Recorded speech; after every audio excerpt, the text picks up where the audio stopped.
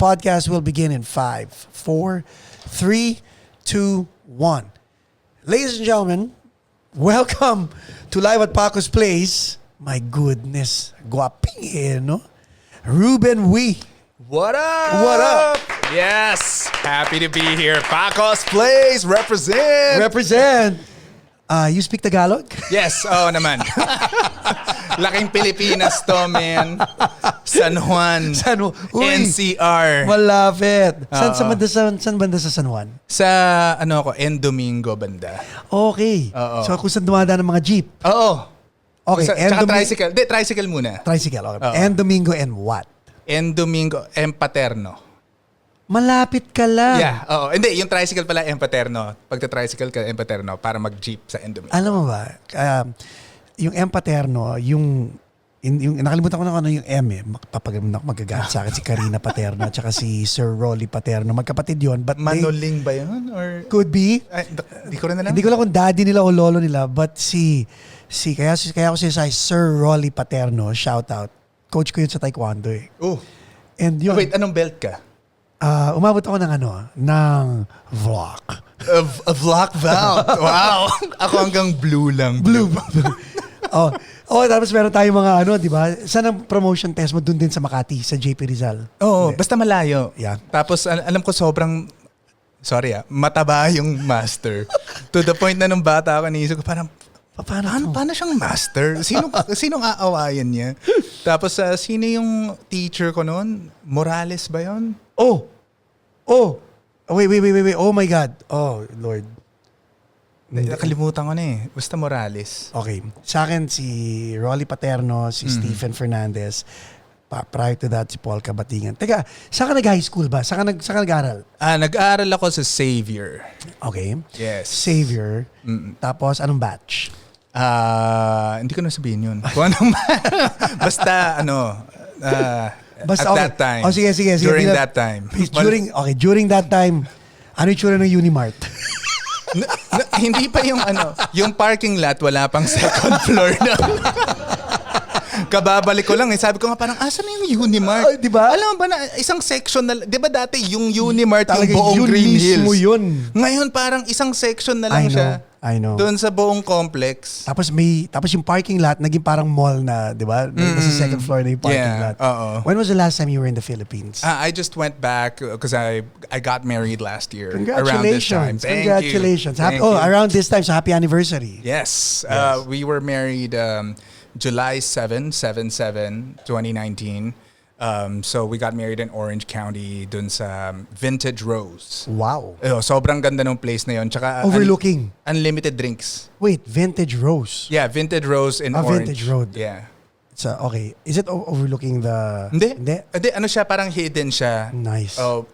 Parang you'll never expect that there's a wedding venue in this place. Pero pagpasok mo, bigla lang, mabango. Parang, maganda. Uy. Tapos pagpasok, parang, may barnyard. Parang in the middle of, well, not Los Angeles, in the middle of Orange County, may barnyard. And then, what got us convinced to get married there was unlimited drinks. Like, it was open bar till 10 p.m. From 5 to 10 p.m. Akala ko, Reuben, sasabihin mo, what got us convinced to get married was the place. No, from picking different places. Kasi we live in Pasadena, so syempre malayo-layo. Yeah. But it was worth it. And then... You had a wedding planner? Yes, we did. It's in-house. Oh. Yeah, it's all in. Yeah, the DJ is included, the coordinator is included, and then photographer, they have a list of photographers that they work with. Hindi ba... Okay. So, the wedding I've experienced dito sa States with my wife, Jaja, was... I was going to speak at an insurance convention. Magmo-motivational speak ako doon. Yes. Tapos during the Thursday, was it a Thursday? Yeah, it was a Thursday. During the lunch break, nasa Vegas kami, sabi ko, lalunch lang kami sa labas. Sabi ng wife ko, ba't tayo mag-lunch sa labas? Wala lang, lunch lang tayo sa labas. And then nagpunta kami na City Hall. Kumuha kami ng marriage license. Tapos, nagpakasal kami over the counter kasi malapit na ako mag-speak. As in over the counter, Ruben. Para kung ikaw yung magkakasal sa amin, may counter dito na pwede kang bumili na kung ano-ano, and then ito kaming dalawa. But, alam naman niya na magpapakasal kayo nun. Para sabi niya, totoo ba itong gagawin natin? Dito na tayo eh. Nice. So, because we've been... Romantic naman yun kasi spur of the moment eh. Yes, and then so hanggang ngayon, kaming dalawa, we were like, paano ba magpakasal ng en grande? Was it stressful?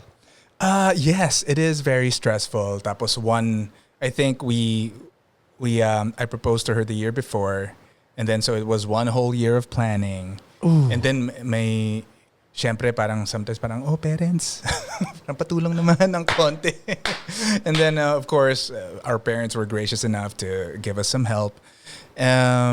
But yeah, when we found that place, and then they had the coordinator, they had the DJ, like I said, and then the photographer. Tapos, ang gusto ko yung tema nila cohesive. Okay. Yeah. Okay. Diba? So yun, sa akin, kasi parang ayoko yung mag-aaway-away yung mga vendor kung paano sila mag-work. Kumbaga, one-stop shop. One-stop shop. Andun na. Parang bakit pa tayo maghanap sa iba? And then when, the thing that made us happy the most is all our guests said, hey, this was one of the best weddings we've been in. Mabilis lang yung open bar. Yeah, that was open bar pa, di ba? Tapos pabalik-balik yung mga tao. Kami naman okay lang. And then the coordinator kept feeding us drinks as well. Okay. Like, you're about to get married. Here, have a shot. Okay. Pero dito ako natuto mag-Pepsid. Kasi sa Pilipinas, pag namumula ka, wala namang pakialam mga tao ron eh. But here, apparently, it's a huge thing. People still tease me for turning red when I drink. And so... Hanggang ngayon ba you do? Yeah. Okay. Until now, I do. So, Chinese. Kaya mamumula talaga. And so, when you take Pepsid, and iba yung tama. Iba. Talaga? Yeah, iba. Kasi apparently... alam mo, hindi ko pa itatry ko nga mag-Pepsid. Namumula ka ba? Yeah, nagkikiloid pa ako. Oh. Yeah, try mo yung Pepsid. As in, ako nandun ako sa, ganito pala malasing yung mga puti. Mas steady. Okay. Tsaka yung, mas kaya sila, yung behavior nila, kasi tayo control tayo mga Pilipino. Sila nagwawala eh. Kaya pala nagwawala sila. Sa Pepsid? Hindi, kasi tayo, kaya kailangan mag-Pepsid kasi may pagkukulang sa biology natin. So, really? we actually process the alcohol in real time. Sila hindi. Kaya sila nahahangover the next day. Kasi tayo, we experience the hangover in right real time. Now, yes. Kaya nagtutubig tayo. Responsible tayo uminom eh. Right. So I think it was an evolutionary process. Feeling ko maybe our ancestors killed each other while they were drinking. Kaya yung nag-survive lang evolutionarily yung mga marunong uminom. Nahihilo na ako, namumula na ako. Sige, kasi na ako. like ako hindi ako alcoholic. As in, makita mo naman yung wet bar natin, ang dami-dami natin drinks. Pero pag wala kayo, hindi ako tumatambay sa Paco's Place para uminom mag-isa. Right. So, but then again, pag umiinom kami, we can down a bottle and hindi kami laseng after. Right. Hindi, kasi dun sa habits na yun eh. Ayun. Yeah, with them, it's just, and then that's what's gonna happen if you take Pepsid, which is what happened with us. So that's what you guys did. Yeah. Saan ang honeymoon? We did a Disney cruise. Wow. So, pumunta kami sa Florida, then we did the Bahamas cruise. So nakapunta kayo sa, was it Treasure Island? Ano yung Castaway Cay is what it's called. Cay. Yeah. Ayos Private Island. Yeah. But it's where they filmed Pirates of the Caribbean, I think. With Filipino-American Reggie Lee. I know. Yes. I would love to have that guy on the podcast talaga, si Reggie Lee. Reto kita. Sige. Alam ko taga Quezon City yun eh. Quezon City boy ako eh. Tapos napanood ko una si Reggie Lee. So one of my inspirations for coming here to the States to act was because of Reggie Lee. Really? Yes. Because unang-una medyo magkahawig kami. Kasi Chinoy din yun eh. Oo nga. Diba? Tapos pinanood ko siya dun sa ano yun yung basta yung Jason Statham film. I think Crank. Was it Crank? Okay. Was he also part of Man in the High Castle sa Amazon? Hindi, feeling, ano siya, Grim. Grim, okay. Siya yung nag-aswang. Meron pang isang show na nakakatakot siyang kontrabida na, my God. Prison Break. Prison Break. Ano siya, he played a Vietnamese there. Yes. Vietnamese-American. Yun. So yun, hindi ko alam na Pilipino yun. Una ko siya nakita before Crank was yung Sam Raimi horror film. Okay. Basta it was with this blonde woman. She was the lead. And then he was the co-worker. And then I was like, oh, there's an Asian on film. Because Yun that pa was lang, Asian ang yeah, naisip mo. Asian pa lang. Oh. So I was like, oh, it's possible. And then nakita ko siya dun sa Crank where he played a Cantonese guy. Right. And his Cantonese accent was perfect. So I You was would like, know. Is that yeah, I have cousins in Hong Kong. Okay. Yeah, so I was like, tsaka ilang beses na, bisita doon, shopping, Hong Kong. Mongkok. Yeah, Mongkok. Yeah. Kowloon. ganun. Kowloon? Tapos, bigla na lang, nung nabasa ko sa isang feature, Pilipino pala.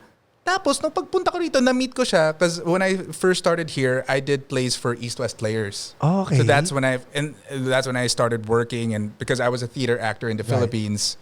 Well, first I was in the music industry, then I became a theater actor. Music and then, industry. Yes. Okay, ang dami natin pag-uusapan. Oh, dami natin pag-uusapan.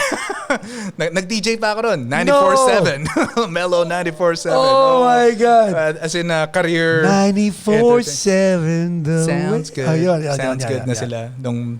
Oh my God. Okay. Anyway, so tapos nakilala mo si Reggie Lee and then? And then, nagtatagalog, man. Doon ako So, parang nagulat. So parang, Pilipino to. And then yung Tagalog niya, totoong Tagalog. Tunay na Tagalog. Hindi yung worsh na na accented na kuya. Parang pabili ng hindi, talagang straight Tagalog. So sabi ko, wow. Okay, ang talented talaga ng mga Pilipino. You know that question, no? Before we move forward.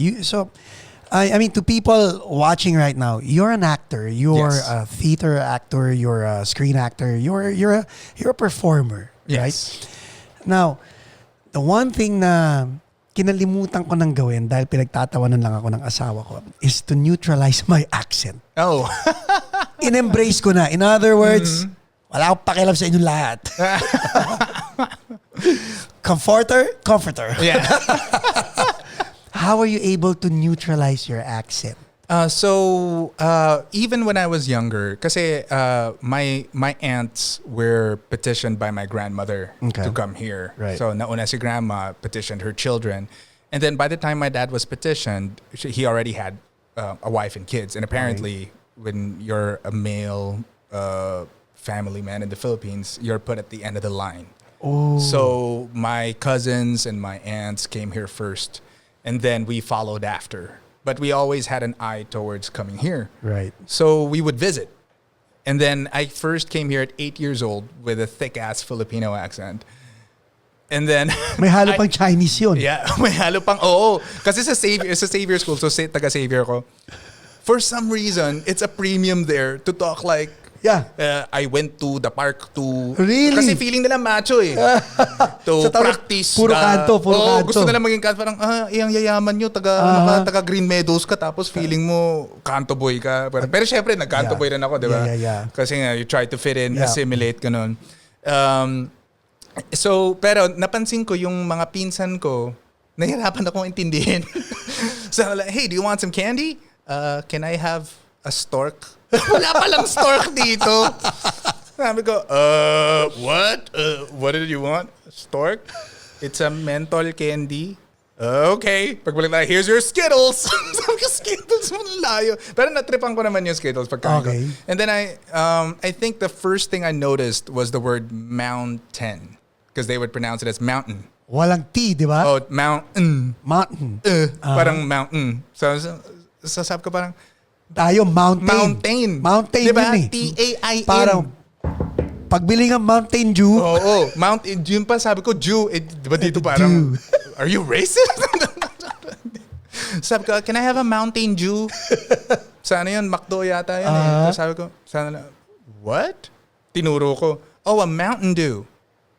Yes, a Mountain Dew. Oh, pero hindi. Pero doon ako na-feel ko yung difference sa bibig ko. Tapos parang, Tapos ever since then, na-obsess ako sa yung... pag-neutralize ng accent. Yeah, yung unang criticism ko was, why would they use the word O but pronounce it with an A? Right. But I have father. Yeah. Father. But sabi ko, bakit yung father and let's say foster? Right. But I have foster. Yeah, foster. So sabi nila, foster. Sabi ko, di okay if that's what I need to do to be understood. Right. So I started to do it. And then pag uwi ko, I was one of those kids that had an accent coming home. And then I had to work hard to remove it. And then we would come back here for vacation, and then it'll come back. Ang bilis ng osmosis mo. In other words. Yeah. Well, kasi I was a shy kid. Okay. So growing up. So marami kang free time. Yun ang maraming free time. And then, in 5th grade, all of a sudden, naging komedyante ako bigla. Kasi parang just something just snapped. And then, I think I was just stealing jokes from comedians over here. And then I would tell them to my friends. And then natutuwa sila. And then...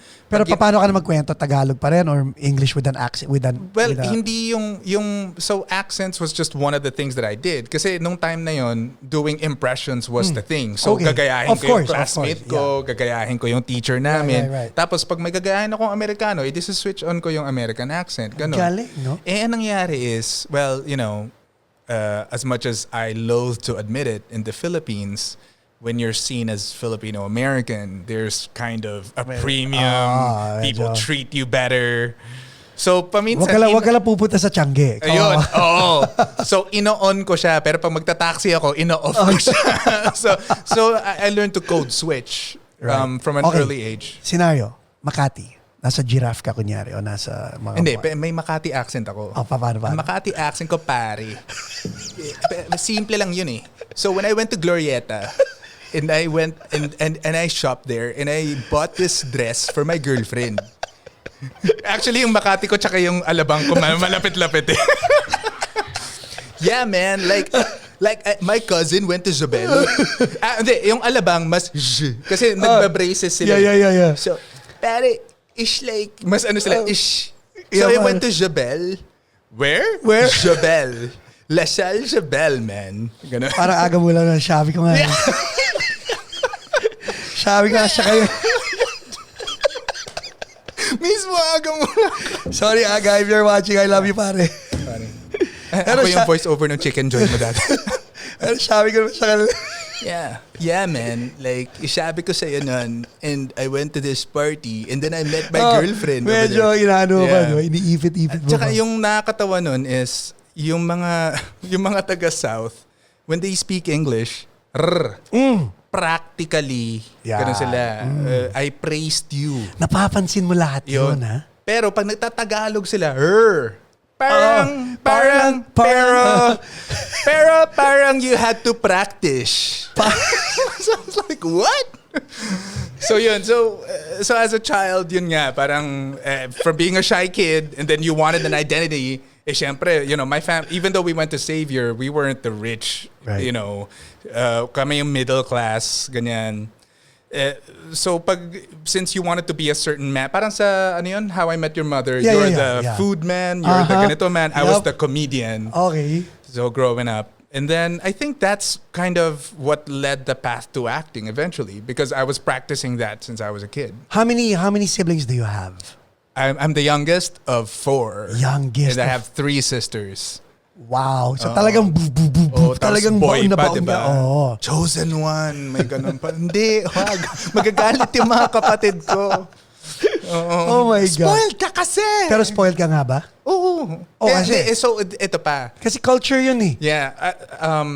So, I went to Repertory Philippines where I met your cousin, si Chari Arespacochaga. Hi, Kaz.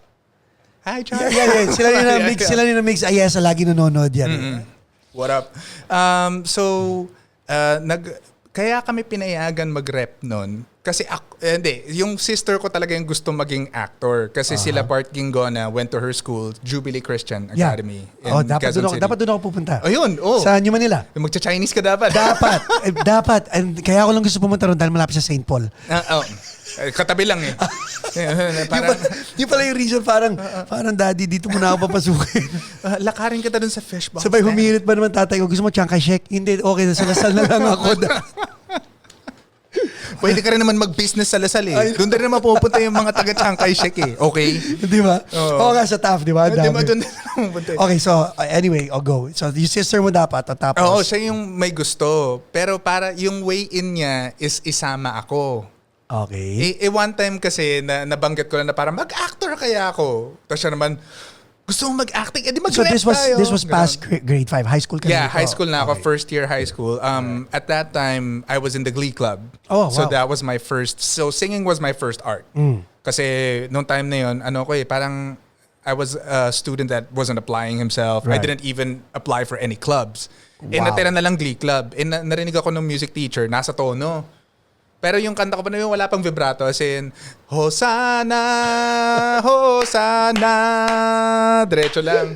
Pero sabi niya, nasa tono ka. Okay, pwede na. Sali kang Glee Club. Ganun. Lakas pa ng boses mo. Okay lang yun. Game ka naman. Ako naman, wala akong club. Kasi mamaminus ka eh. Parang your grades will suffer kung wala kang club. Extracurricular activity yun. Oo, mismo. And then, so yung way in niya, ako. So, so Shotty is basically Hokkien Chinese for little brother. Okay. So, Ikaw si sabi niya, Shotty. Ako yung Shotty. Diba So, Shotty, Shobe? Yeah. Yung pala yung sinasabi, Shotty at some apple bun. Iba naman. Yes, Iba naman Shotty. dito. Apple bottom jean. Dito iba naman yung Shari. Parang Shotty dito. Okay. Pwede na. So, Joke lang. Achi, Sichi, Dichi. Yeah, si Dichi. So Okay. si Dichi yung gusto mag-rep. Eh di umangkas ako. Eh di show pa namin nun, Once on This Island. Na pwede naman Americans. We're islanders as well. Amen. Okay. Tapos, so doon ko na-meet si Chari. She was the choreographer. Bigla na lang, every day I go to class, kasi every day yun in the summer. Siguro I think 4 hours a day. So Robbie Guevara was my first teacher. Yeah. Parang I was starting to ace the exercises. Okay. So, log roll. Parang, tapos I was Okay, doing tama. improv. Ganyan. Pag-usapan natin yung exercises because nakita ko yung mga exercises. And, kasi, nung nasa Pilipinas, nag-artista rin ako. Kaya ko yung mga acting workshop sa pag-aartista. Kayang-kaya ko yun. And then, lagi lang sinasabi, teatro iba. Hindi, kaya ko yan. Hanggang sa nakita ko yung mundo ng teatro, sabi ko, hindi ko kaya to. Parang feeling ko meron akong kailangan pakawalan sa katawan ko. Yes. Right? Yes. Parang yung inhibitions mo, Yes. kailangan walang hiya ka. Yun. Since nagko-comedian na ako sa school, walang hiya na talaga ako. Especially in a Chinese environment.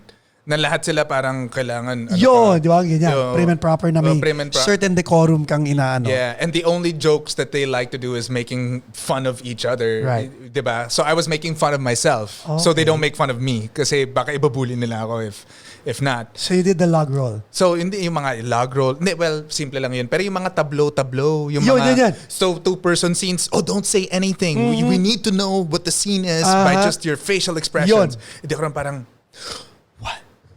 Ganun na ako. First year high school. Tapos bigla si Robbie Guevara. Parating pangalan ko. So why was Reuben the funniest? I was like, uy, funny pala ako. In your eyes.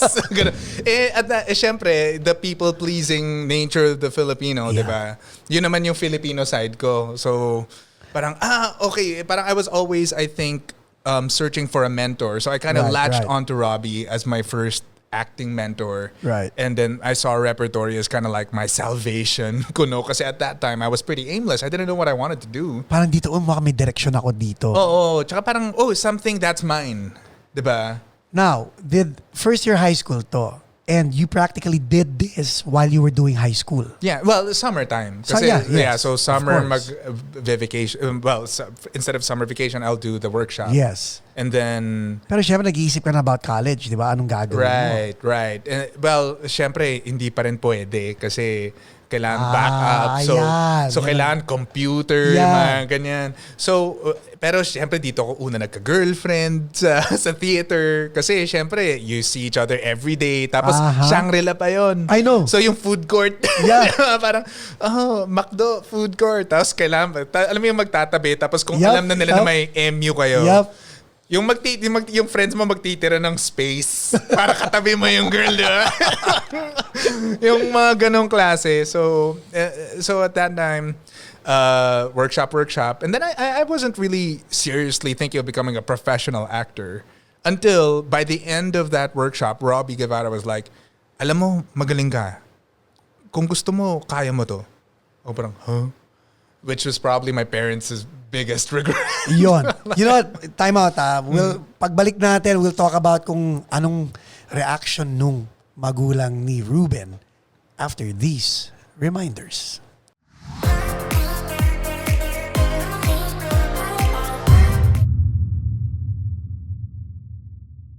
And we're back with Ruben Uy.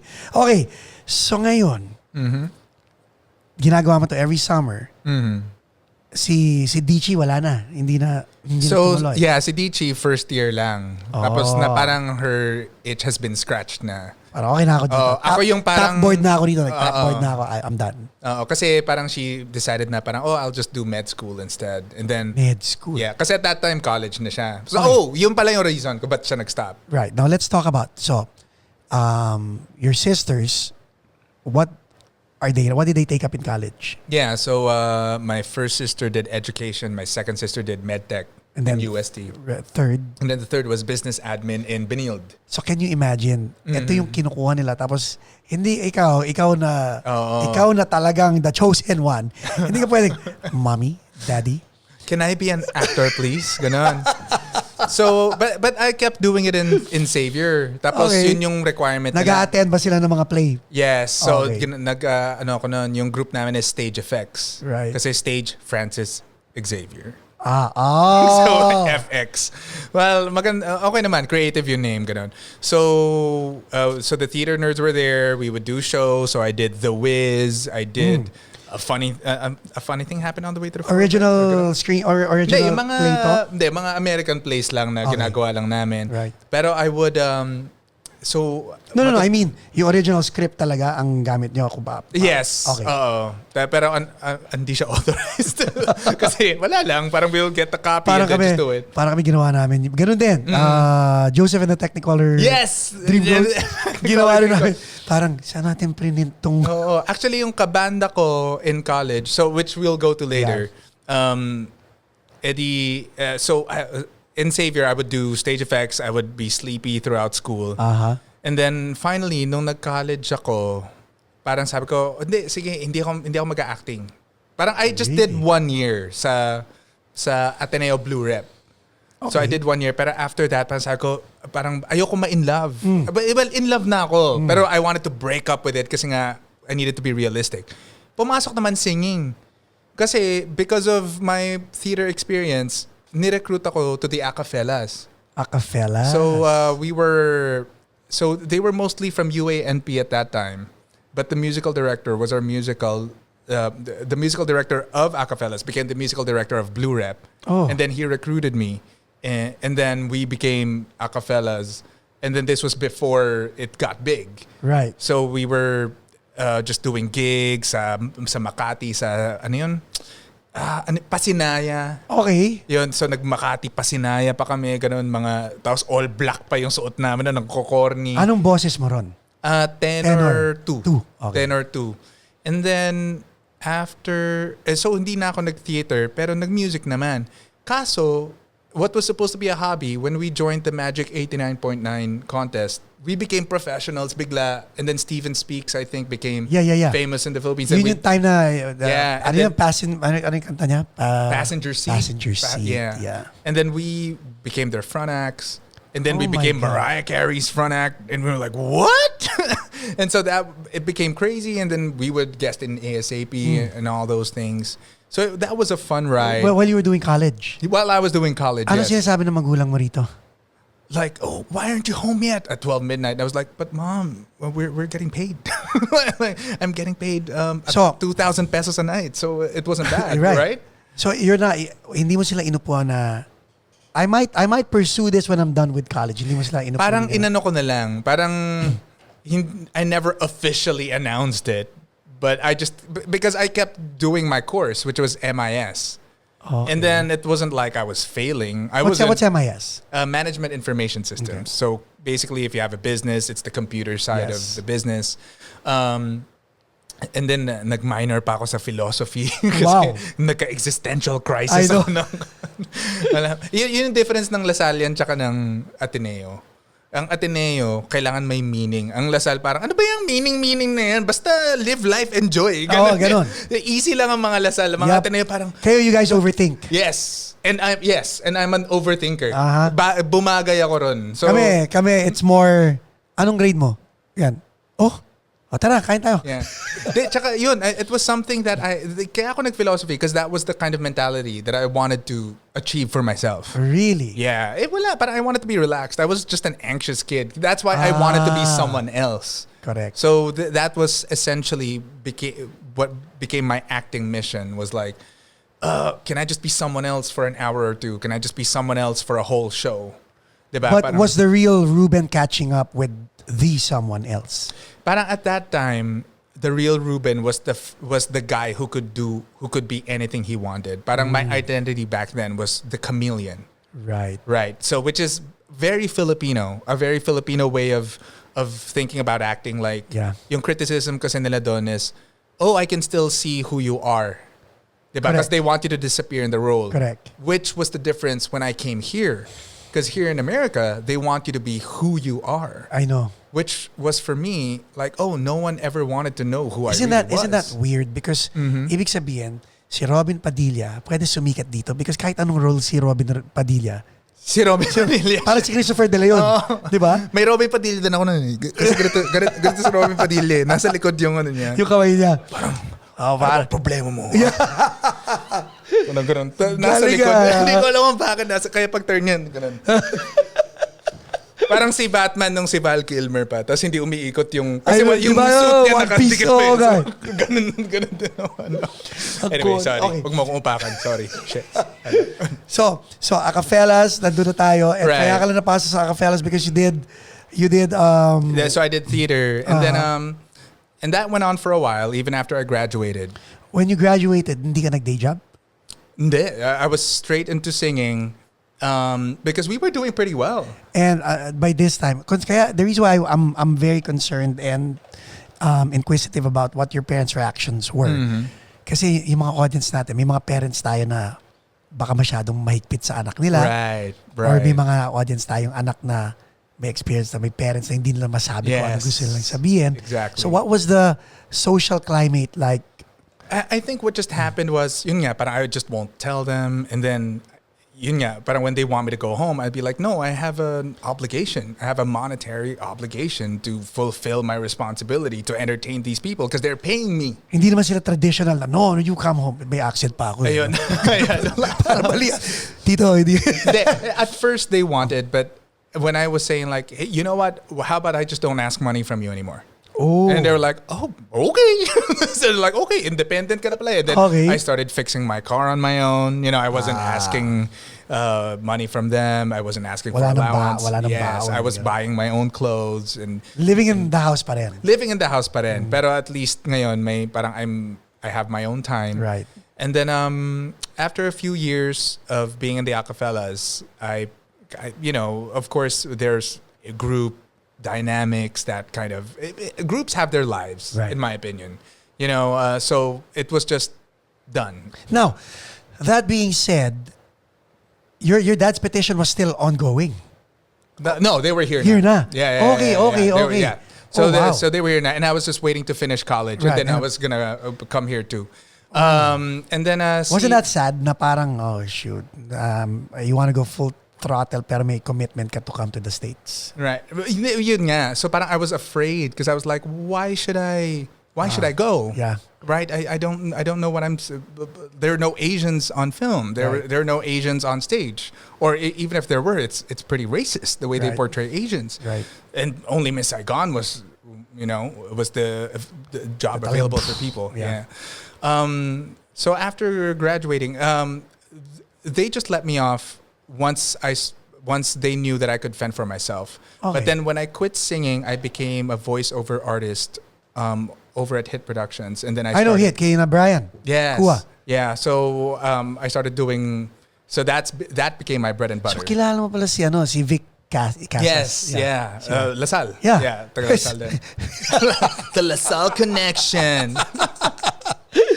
Sa amin din ka pala babalik. Right. Siyempre. Yung mga business owner.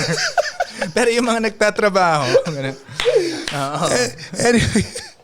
Okay, let's talk about how did you quit AcaFellas? Was that a hard choice? It was a hard choice. But why'd you do it if you were making money?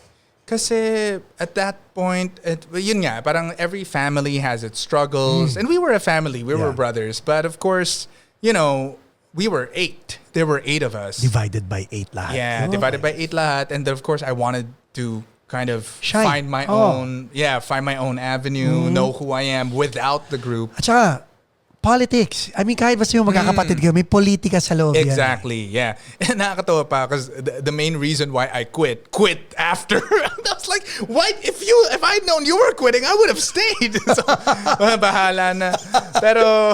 But hey, whatever. We're okay now. Okay. But at that time, I was like, oh my God, then I would have stayed. But anyway, it's fine. Ikaw pala yung dahilan. Yun.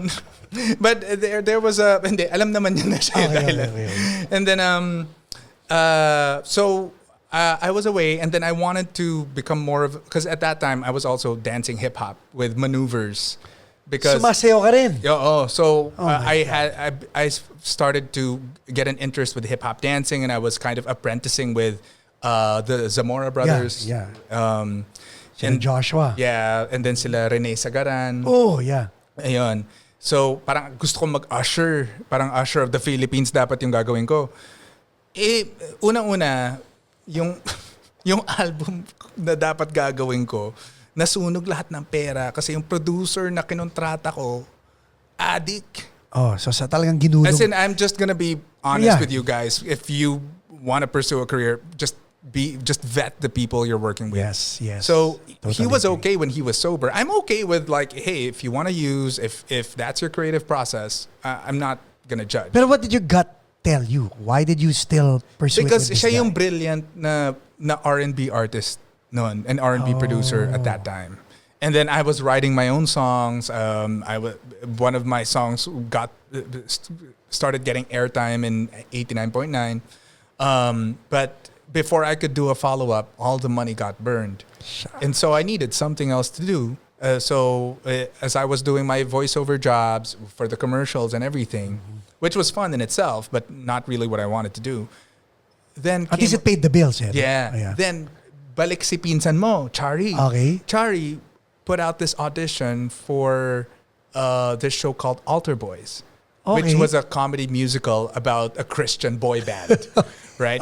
Tapos yung dati kong friend, yung dati naming manager pala, na still my friend today, si Kyla Rivera, who's also a theater actress, texted me like, "Uy, Rubes, may Altar Boys. Audition ka kasi kailangan nila boy band." So unang-una, I was part of a boy vocal group. Which is legit. Which was, we were a boy band. Can we just admit that? Ayaw nila aminin kasi.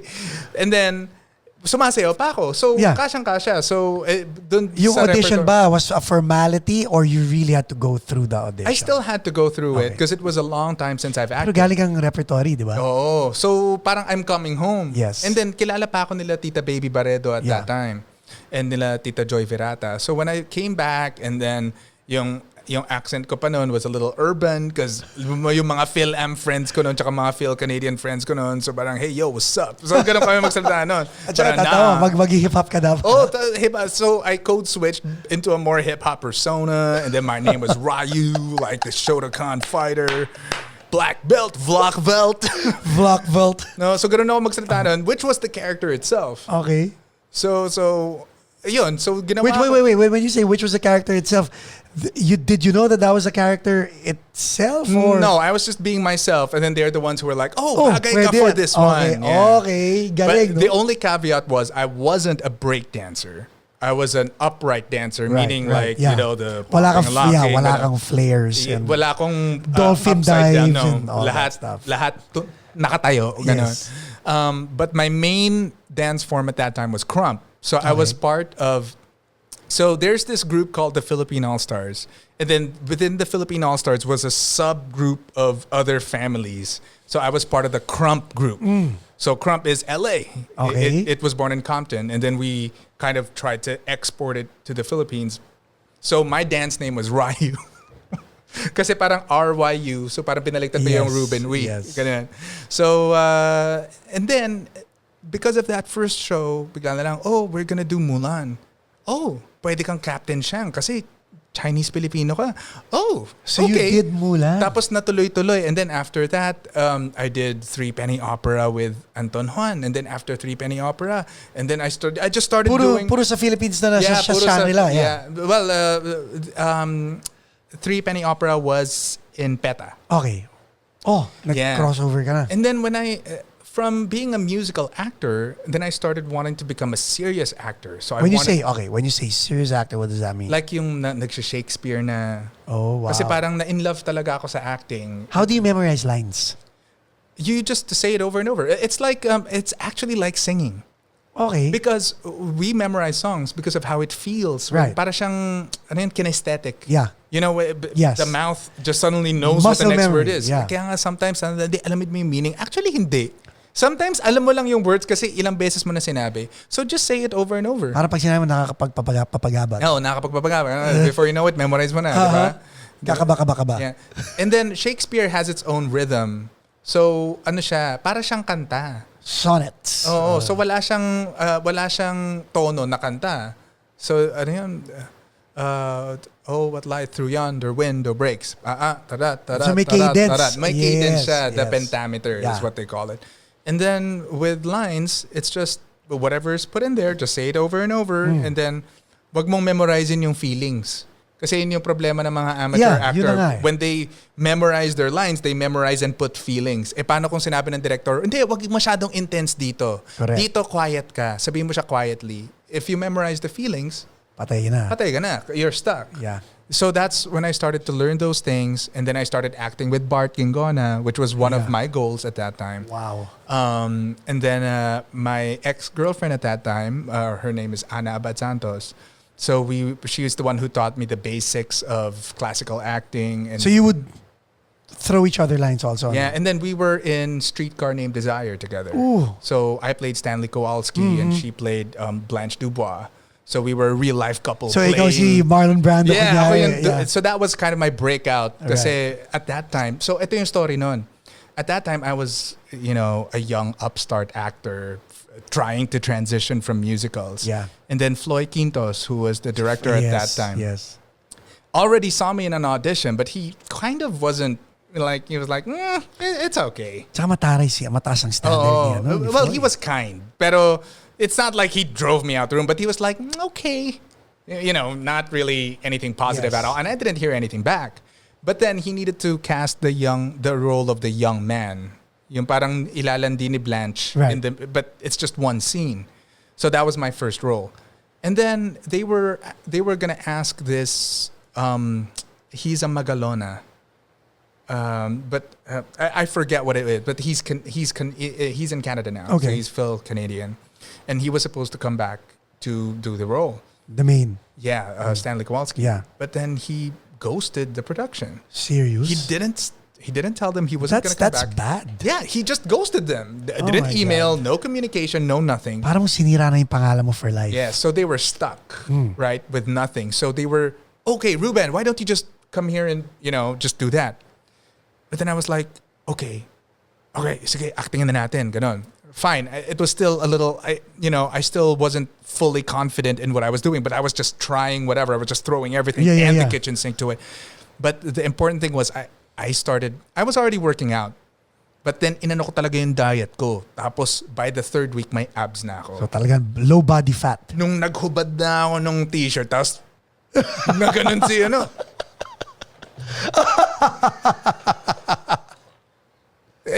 to be fair naman. Ganun naman yung ni Marlon Brando rin nung Streetcar Named Desire, di ba? So, ako rin, I kind of, nag-method acting din ako. So, I wasn't smoking cigarettes at that time. I don't smoke cigarettes anymore. But I picked for that, you had to. I picked it up. I picked that up for that role. Because in the Philippines, it's much cheaper to buy cigarettes than to buy fake cigarettes. But here, you would have used like the Mad Men cigarettes, which are made of cloves, I think. Right. So, natuto pa ako talagang pero kailangan machong-macho ka, di ba? Tapos yung iced tea, kunwari, scotch. Ganun talaga, sarap ka, kunwari. And then, but it worked. And at the end of the day, my workouts and everything kind of fed into my character. And then that was my breakout role. And then, since then, I started to, because, it was Floyd Quintas' production, and then the late Tony Mabesa was there to watch. And then I got an invitation to play in Dulaang UP. Wow. And then it became like Dulaang UP, rep, Dulaang UP. So Tagalog, English, Tagalog. So were you getting paid for these gigs? Yes. Not supposed to be, but yes. Yeah. Okay. So I was getting paid for these gigs, and it was all like, it was a great enriching experience. And then when I felt like I was finally ready, I was like, you know what? Try natin sa States. Really? Yeah, because I was like, I was supposed to come here na anyway. Parang my time is up. Parang feeling mo naabot mo na yung ceiling na pwede mong abutin sa teatro sa Pilipinas. Well, I could have reached more, but at the same time, the clock was ticking. Yeah. Like I needed to just come here already because I couldn't afford coming back and forth because at that time I was yes. doing 6 months and Bakit hindi ka nag-crossover to film sa Pilipinas? I didn't know how. Really? I didn't know how. As in, ngayon na... Feeling mo ba hanggang may invisible wall? No, I just wasn't educated enough to know who to talk to. Because kasi they give you this myth that you're gonna be discovered. That's not true. No. You go look for the people. You ask them to watch your stuff, which is now what I do here. So what happened here? So ang nakakatawa is dito ako na-discover. So I packed up my bags. Finally, permanent. Wala nang 6 No months. 6 girlfriend. months. At that time, I was engaged. I was engaged to a former classmate in Ateneo. Well, batchmate in the Philippines, but here in America they call it classmates because you're in the same. Time class. out. You were engaged. I was engaged. Okay. Backtrack. Engaged si Reuben. In your mind, did you tell your fiancé na, you know what, I'm done here? Did she know or was that just an internal? Hindi, siya, nag-Vietnam siya. Okay. So that was like a domino effect then. Because I was like, Vietnam. Parang AcaFellas lang. Yeah, and then I have US. So I was parang, kasi nandun na rin naman na sa likod ko, parang, and then time is up. So it's time for me to go. So I was like, Bakit siya nag-Vietnam?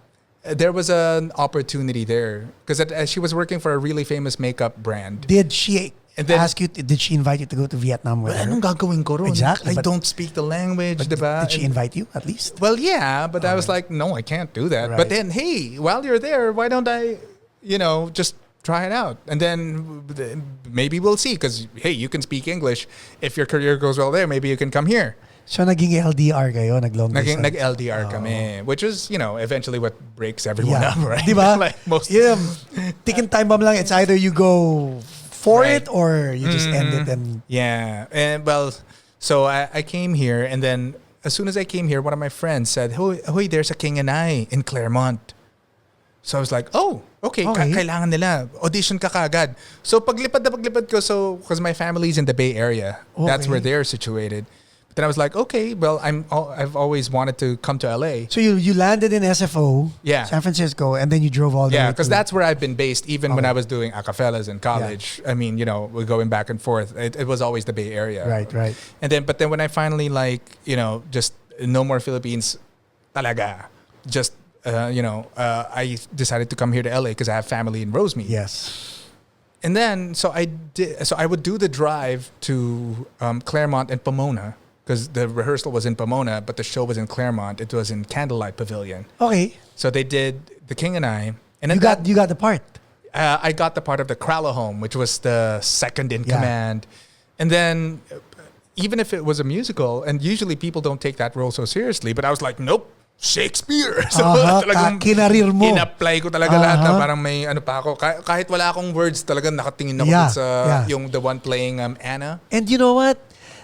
People tend to look at the main character, but the scene will not look right if you look at the people around it. Yung mga simpleng reaction lang, ay, kinikilabutan ako.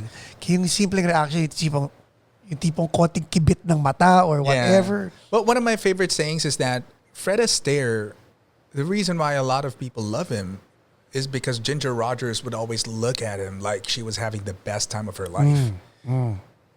And then that always stuck with me. Yeah. So even as the Kralahome, I would be suspicious of Anna, which justifies why the king himself has conflict with her. Because if the Kralahome was like, props lang siya.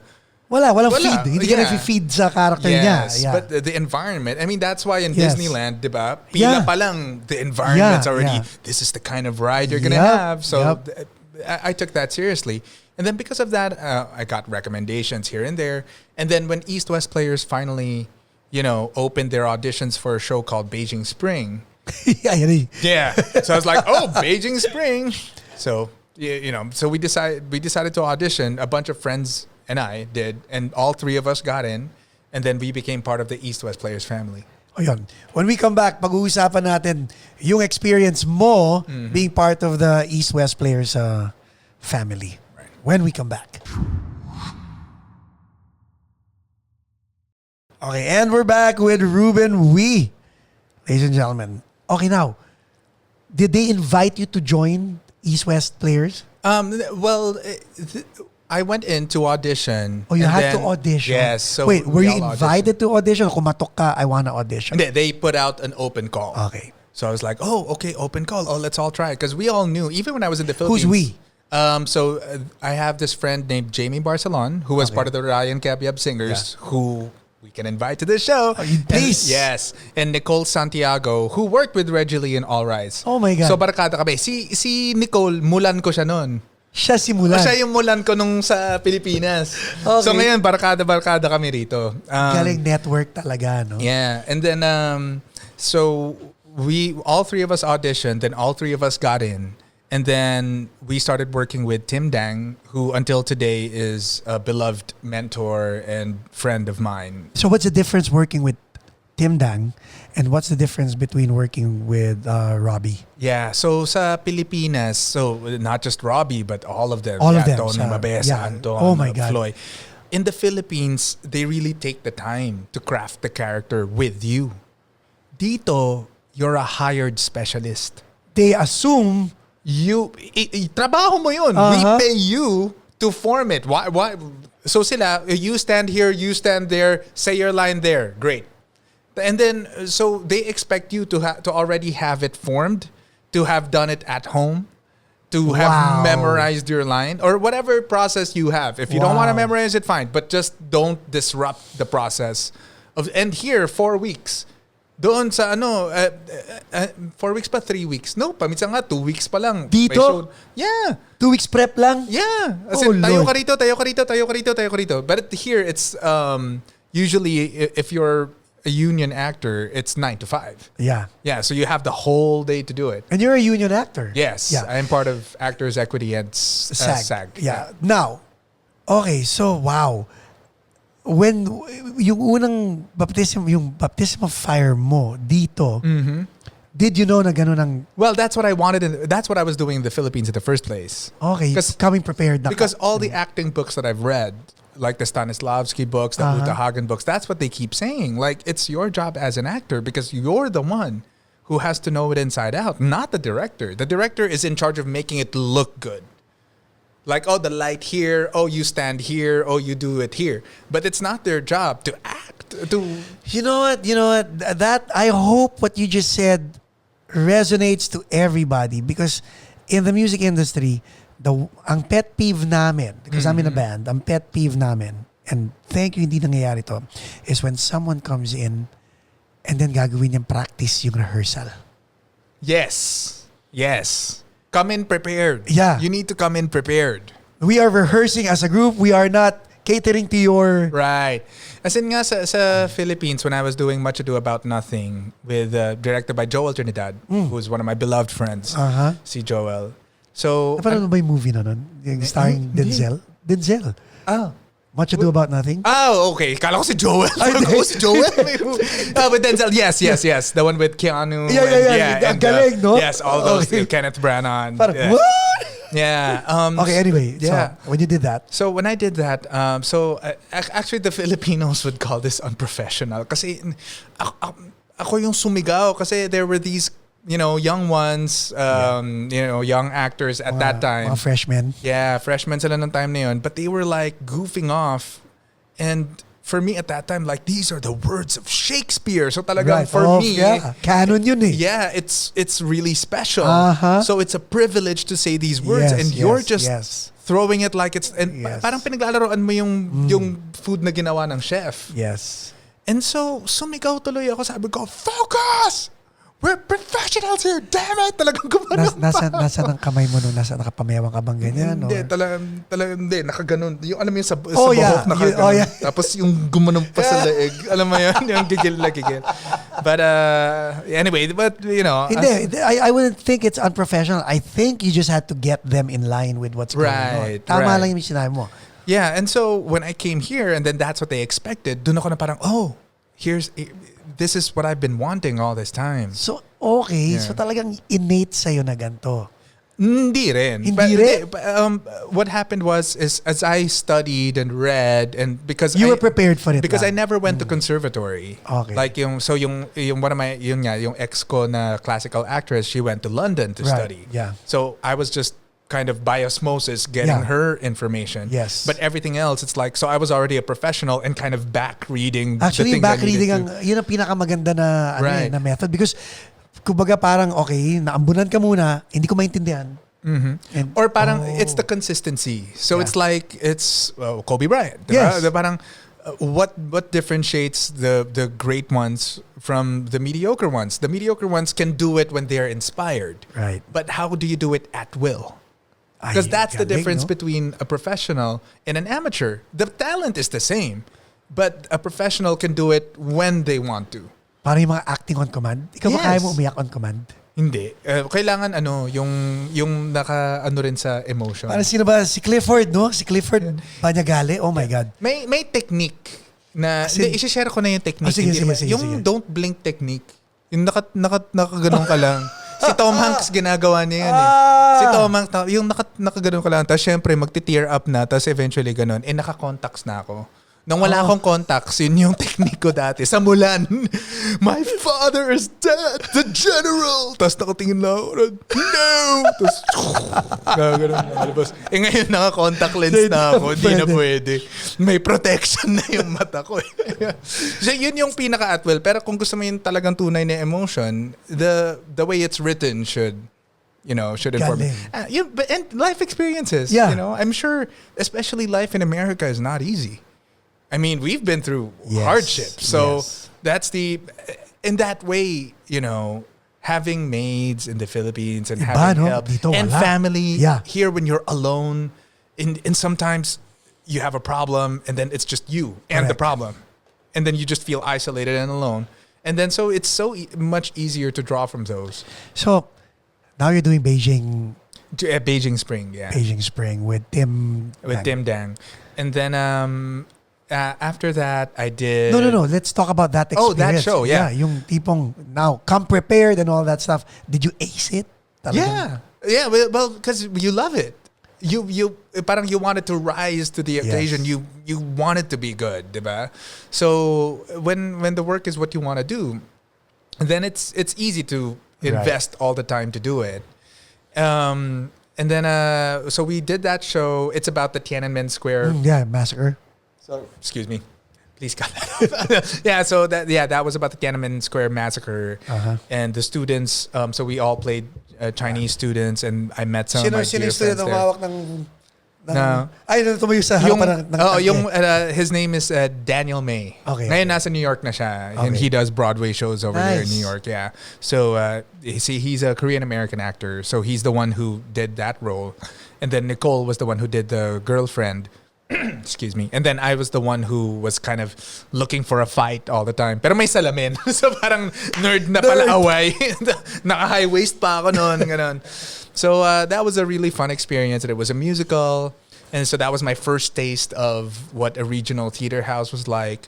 And then after that, I was recommended to audition. Oh, wait. No, after that, I did a show, a reading for an original musical called Pineapple Story. Okay. So this one is when I learned about the Japanese-American internment camps. Wow. So I was like, well, what's the Japanese-American internment camps? And then yun pala, it was concentration camps back in World War II. So it's a story between a Hawaiian Japanese-American versus an Orange County-based Japanese-American. So I played the jaded one. Na yung kinulong, tapos my family was torn away from me. And then the Hawaiian one is the one who's more wide-eyed, like, I want to fight for America. Yeah. And so we played those roles. And then Kumbaga, ikaw yung nasa internment camp. yes. Yung nasa Hawaii, sila yung mga nabubuhay sa... Yes, and then we both get sent to France, and he falls in love with a French woman, but the French woman and I fall in love with each other. Para Pearl Harbor ang dating. Oo. Tapos, may sakit yung babae. Scurvy. Oh. So there's magic realism here kasi the Hawaiian one has a pineapple that won't die. Okay. It won't rot, it won't die. It's his lucky pineapple. And it's never explained why. We don't wonder why. He just has the pineapple. And then he sacrifices the pineapple for the woman's scurvy. And then the pineapple becomes a spirit. May kanta pa yung pineapple. Yeah. Voice over na kanta. Hindi. It was done by an actor named Paul Wong. He's a working actor as well. He's like Ken Jeong. He's a doctor who became an actor. Ayan. And we've worked together a number of times. Paul, if you're watching this, love you, man. And then he recommended me for a show in San Francisco. So ngayon, back to home base. Yeah, so I was like, oh, great. I get to visit my family and act. Let's By the way, go. while you were doing this in LA, they were full support naman. Yeah, by this time, ano na sila? Wala, that's what Shotty does. Ganun na sila. Okay. So so I go to San Francisco, and that's when I earned my equity card. When you say equity card, what does that So mean? Actors Equity is the union for stage actors. Okay. So because that was their sweeten the deal. Hey, if you come here to act, hindi naman nila alam na, it would benefit me. Right. But then they were like, hey, we know it's you have to transplant yourself here from LA, so we'll give you your equity card. And I was like, yeah, deal, let's go. So again, I play another Japanese American in a show called Nick and Nora. Second time na to. Second time to play Japanese American. And then, so Pero theater pa rin to. Theater pa rin, Okay. yeah. So full disclosure, my blood is 3/4 Chinese and 25% Filipino. So I think the mix makes them right. we don't know what you are. So I amusingly call myself Asian ambiguous. Asian, okay. Kasi hindi nila parang, anong Asian to? Di ba? And then after that, when I went back, I did another East-West show called La Caju Fall when I finally worked with John Briones, who I've heard about back in the Philippines pa. Kasi sikat siya nun eh. Sa Pilipinas, he played Seymour in Little Shop of Horrors, and then I worked with his brother. But John is based He here was now. already here na. Pero he's a legend. Parang he's been talked about by Robbie, because Robbie and him were close. Okay. Back in the Philippines, and my other teacher Raul Montesa was also close with him, and then I worked with Loy Martinez, the son of Leo. Yeah. And then so all of them knew John. When did I work with Loy? I think I worked with Loy last January 2019. Oh, okay. We did a show. Yeah. In Cebu. Oh, yeah. Ayos. Okay, anyway. Yeah. So they would tell me about even before I came here. They were like, "Hey, look for John if you can. He might be able to help you out." But then we crossed paths when we finally worked together, which is great. Okay. And then so he played the lead, and then I played like a Magic Mike stripper. So balik abs na naman. So teka, by this nagwo-workout ka pa rin ito, continuous on diet, or did you lose yourself? I lost myself for a bit. So before this show, I did a series that's out now called Web Opera. Okay. So it's about the suicide of a teenager in Rutgers University in New Jersey. And so I did, the composer is Michael Roth. So he always works with Randy Newman. So, wow. Yeah. So siya yung MD. MD siya parati ni Randy Newman sa mga projects niya. And then so he did this original composition called the Web Opera. And so I kind of gained a little weight to play a teenager. Right. But then when I got cast for La Cage, kasi twin Filipino, parang Filipino beefy, strippers. Yeah. Yung ka-eksena ko si Cesar Cesar Cipriano. Hindi Cesar Montano. Si Cesar sorry. Si Cesar Cipriano. Trainer yun sa Santa Monica, men. Okay. $200 a session wow. Yun. So talang in shape siya all year. Okay. As in, and you have to catch up. So sabi ko, ito na naman tayo, crash na naman. So parang yung sa streetcar na naman ulit. Workout na naman. Tapos umabot naman ako. But hindi kasi alam mo yung talagang rip ka for a whole year. Alam mo yung bagong rip. So doon ako sa bagong rip. Pero, how do you I did keto. Keto. I did keto. So I was one of the first who did keto back then. Parang I was ahead of the trend. And then that's where my agent discovered me. So and now I'm represented by CESD, talent agency. Yeah, so it was so CESD before Jennifer Lawrence went to CAA. She was with CESD. So ayun. So after that, they were like, "Hey, is anybody else representing you?" And I said, "No." You were in San Francisco, huh? No, I was back here now. Back in Okay. East West Players. Okay, So okay. Lacayo Fall was with East West Players. East West, okay. So ayun, so I was like, no. So let's do a meeting. And then I went to the meeting. I killed it, apparently. I was just being myself, like Right. now. I was Yeah. just telling them my life story. I was telling them what I wanted to do. I was just like, my dream is to be nominated for 8 Oscars and never win. They were like, never win? Yes, because then you get to do all the great movies you want. Once you win, Yeah. it stops. Typecast ka na eh. Yeah. Or parang there's some curse, like Jennifer Hudson never I know, had another right? nomination Yes, afterwards. yes. So it's like, I want to be nominated for 8 Oscars and never win. Parang si Kobe, di ba? Yeah, until lifetime achievement. Ito si Yung Kobe ganun. nanalo ng Oscar. Oo, pati ba naman Oscar? And then wala na. Ayun, di kaya yan. Nasa ano yan, heaven. Amen. Yeah. Okay, so tapos nun, nag-usap kayo, may agent ka na ngayon. Now, an agent is different from a manager. Yes. So I'm also managed by BAC Talent by Brandon Cohen, but I met him afterwards. But first, I got an agent, and then I started auditioning, and then that's how I became a guest star in Bosch. Oh, Yeah. okay. So Bosch is this show in Amazon. Yeah. So it's an Amazon original show. It's a noir show, and I play Officer John Anocti there. So I was in season 3 and season 5, and who knows? Recurring Yes. role. So it's a Which is recurring good, guest. diba? Yeah. So that was my first taste. Okay, concept. now how do you audition for roles like this? So your agent gives you the sides. So sides is essentially a part of the script that you memorize for it's a scene. Do you even know what show it's for, or do they tell you? Yeah, they tell you the show. It's your job to research the show, what network, what kind of direction, what kind of, if you want to fit it a certain way. So being an artist here, an actor here, is different from being an actor in the Philippines. Because in the Philippines, you're spoon-fed eh. Yes. Dito, you really have to work. Yeah, exactly. Diba? Okay, so they give you the side. And then tapos- sometimes it's like 10 pages in just one day. Huh? Yeah, so I've experienced that, like 10 pages of dialogue you just memorize. So you have to make your own technique, whatever it is, kung paano ka mag-memorize. Pero you can still have it in your hand as long as it's not the whole time right there. Pero, you know. So, okay.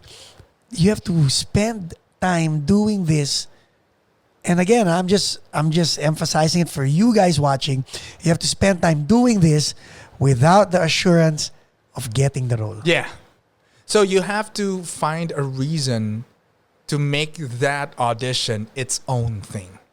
Wow. Because if you treat it like a step towards something else, then you'll always be frustrated. Correct. So parang just, What can I get out of it? it's like what Bryan Cranston said. What you need to see it as an opportunity to perform. And that's Yes. it. Somebody will see this work and somebody will appreciate this work even if you don't get the job, because it's not the casting director that dictates whether you get the job or not. Right. It's them who shows the producers, Yeah. and the producers decide if you get the job or not. But then if you're on the good side of the casting director, you get casted. Right. So you need to develop those the relationships rapport, yeah. as well. So yeah. Okay, so That's you how it went to works. this audition. Yeah. I just went to the audition. I did my take on the character, which was a little, parang I actually injected a little bit of the alabang yabang, like, yes, because the description said he needed to be cocky. Okay. And then he was based in Koreatown. At that time, I was living in Koreatown. I was like, hey, great. I know how these dudes talk. So I was just like, yeah, we got this. Yeah, we got the criminal. Because one of the detectives would be talking to me like, what was that? We got the guy. Are you sure? And it's like, yeah. Well, I mean, what do you mean? What are you talking about? He's got the bike. That's all I needed, the bike. So I think that was the scene. So yeah, I just did that, and then I got the job. It's like, oh, great, yeah. That was your first stab, no? That was the first. So now may comparison ka na. Yeah. Theater and film. Yes. What was your epiphany after that? What was your realization after that? That film is in some ways harder, because sometimes people say, no, theater's harder. But in a way, because in theater, your energy is projected out. So it's outwards. It's exaggerated, di ba? Yeah. Or at the very least, you want a whole bunch of people to see you. Yes. But with film, you want this little lens to see you. Yes. So you need to project your energy as not small, but intensely specific. Kumbaga, laser focused. Yeah. Parang nung first kissing scene ko sa pelikula, Philippines. So, may nag-workshop naman kami, pero kita mo, kissing scene may workshop pa, di ba? Sarap, di ba? Practice. No, blocking na, sabi ng director, game pa ako. Gawin niyo yung eksena, mag-kiss kayo. Wala pang 2 seconds, nag-cut yung director ng Paco, itago mo yan dila mo. Oh, God. At saka wag mong susubo yung bibig mo sa bibig niya. Unang-una, yung screen, masyadong malaki, naka-close up ako sa bibig niyo. So imagine mo kung gaano kalaki yung dila mo. So you know what, I'll never forget that because nga, sabi ko, yung lang pagbukas, yung lang pagtaas ng kilay mo, right? Is something already na kung sa'yo nakatutok ang camera sa film, wala ka nang kailangan gawin. That sends the message. Right. How about the production of it? The wait and all that. Was it, the waiting time, was it harder? No. My agent was able to negotiate a really nice trailer for me. So I'm really comfortable in there. It's not the waiting, but it's just because in theater, it's an actor's medium, right? Yeah. So everything nakalaan dun sa actor. But in film, you're kind of secondary to the whole process. The most important thing is all the tech stuff. No, the actor is important, but not as important as everything else. Right. As the whole thing, you know. So that was one thing that I had to learn and kind of just, go with it. But again, it's a translatable skill. How about didn't you feel orphaned by the fact na wala kang feedback from the audience? Kasi sanay ka sa audience feedback, di ba? Yeah, but at that time din kasi, even as a theater actor, when you become in your character, you don't depend on them na rin especially for drama. For comedy, yes, of course. You want the feedback, you want the laughter. That's why they still have the multicam sitcoms, right? Like Mom, Friends was a multicam sitcom. So they need the feedback. But even then, now they're starting to move more into single cam comedies like Single Parents and Good Girls. Yep. So the laughs are in the writing.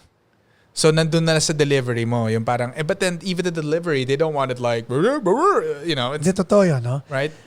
You know what? I've always wanted to ask, because Lea Salonga put out before a frustration statement because ang daming bastos sa audience pag gumagawa sila ng play. Right. Nagsa-cellphone or nag-ring ng cellphone.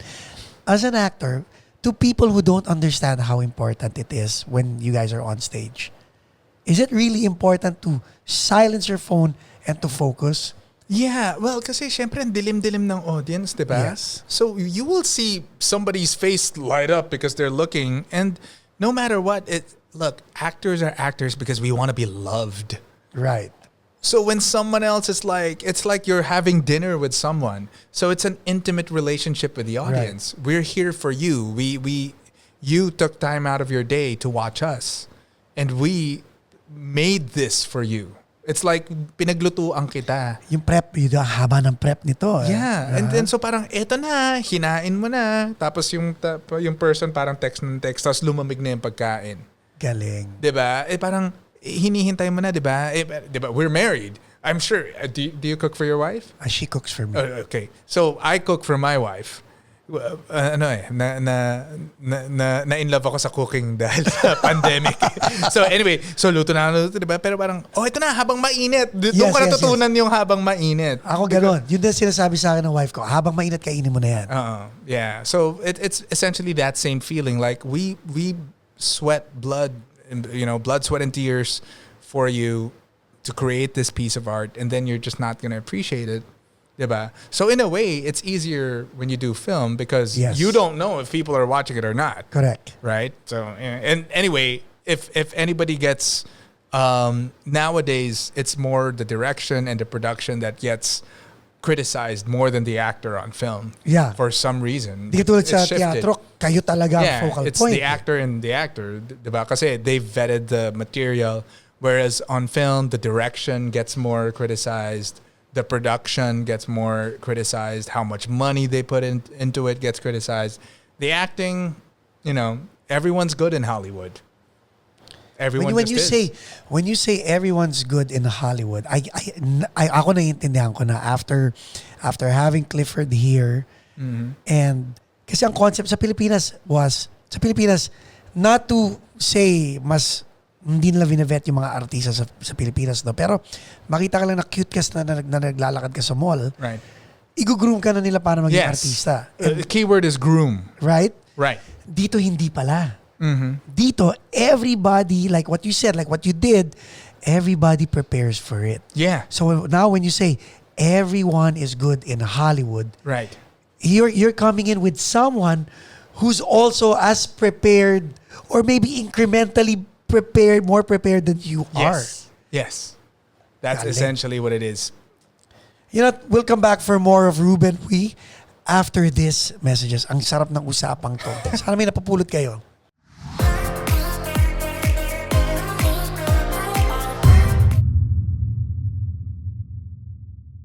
So we're back with Ruben Uy. Now, during the break, pinag-usapan natin, and maganda yung sinabi mo, dito, ang mga artista sa Hollywood, lahat magagaling, and ang ginawa mong example is para mga NBA players. Parang NBA players. Hindi kasi, di ba, when the draft comes, Yeah. di ba, there's only a few spots in the league. Right. I think there's how many players ba? 100-something players lang, di ba? So yun lang. That's it. That's your chance. And if you're undrafted, you go to the G League or you go abroad yeah. to be a professional. But parang that's the best of the best competing to become part of it. Yes. So it's like, or some people have used the comparison of the Olympics. Diba? So when you're here, you need to be, your effort and preparation needs A to game be, talaga. yes, A game. You can't slack. Right. And it's not about disappearing into the role. I mean, you get to do that when you're high up and, A-lister ka na. kailangan, dati kang macho, magpataba ka ngayon. Diba yung mga ganon, diba? Christian Bale and all that. Sorry, excuse me. But as I said earlier, actually now they look for the essence of who you are and how unique you are. Yes. And what it is that made you that. And tapos kung saan nila malalagay yun. Ang So, galing, no? hindi ka kakasya. Actually, sometimes, kung okay ka, ikakasya nila sa'yo yung role. Diba? Alam mo kung sino ang bigla ko naalala ngayon? This guy na nasa Top Gun Maverick at nasa The Good Place. What's his name? Mendoza ang last name niya. Oh, Pinoy. hindi. Mendoza ba apelido niya? I think that's the character's name. Okay. Jason Mendoza. Ang character. I think that's the character Okay, in The okay. Good Ang Place. totoong pangalan niya, Pinoy din eh. Can you Yeah. check? Jake, can you check? Producer. Can you check? Who played, sino yung Jason Mendoza, Good Place? Yeah, I think Yun, type mo. he's from Canada too. Phil Canadian. Yeah, Phil Canadian. Pinoy, di ba? Yeah. Galing, Yeah. galing din. Yun, isipin mo, nasa ano na siya, nasa Top Gun Maverick. Yeah. Umabot na siya dun sa part na yun. Yeah. Now, yung mga Phil Canadians and then mga Phil Ams, paano sila nakakapasok? Wala. Kayod lang din. Pero Well, there's- Canada yun eh. Sometimes they have relationships with the agents here, I suppose. And some of them actually come here to audition, just like the New York actors. Right. Because there's a pilot season here. So it is possible for them to come here to audition. So sometimes that's what they do. It's not like they have a special connection there that sends them here. I mean, that's still possible as well. But a lot of Canadians fly to LA to audition as well. I see. Nahanap mo? They're Manny Jacinto. There you go. Pero ang pronunciation, Manny Jacinto. Oh, yes. Manny Jacinto. Nasa Top Gun Maverick yun. Ngayon, yeah. Okay, next. Ang tanong ko ngayon is, now, pilots. Nabanggit mo yung pilots na yan. Yan, very intriguing sa akin yan. So, can you explain to me and to everyone what a pilot is? Right. And may terms silang ginagamit na hindi na pick up yung pilot. Right. Kasi sa Pilipinas, lahat ng shows nila in-house. Okay. So, I'm ABS-CBN who May ABS-CBN pa ba? Well, yeah, I think. Okay. Pang So, channel na yata sila, pero ABS-CBN. okay, ABS-CBN pa rin. Okay. So let's say ABS-CBN, diba? Oh, we have an idea for a show. They'll produce it in-house. They'll spend their own money and they'll hire their own artists, right? GMA does the same thing.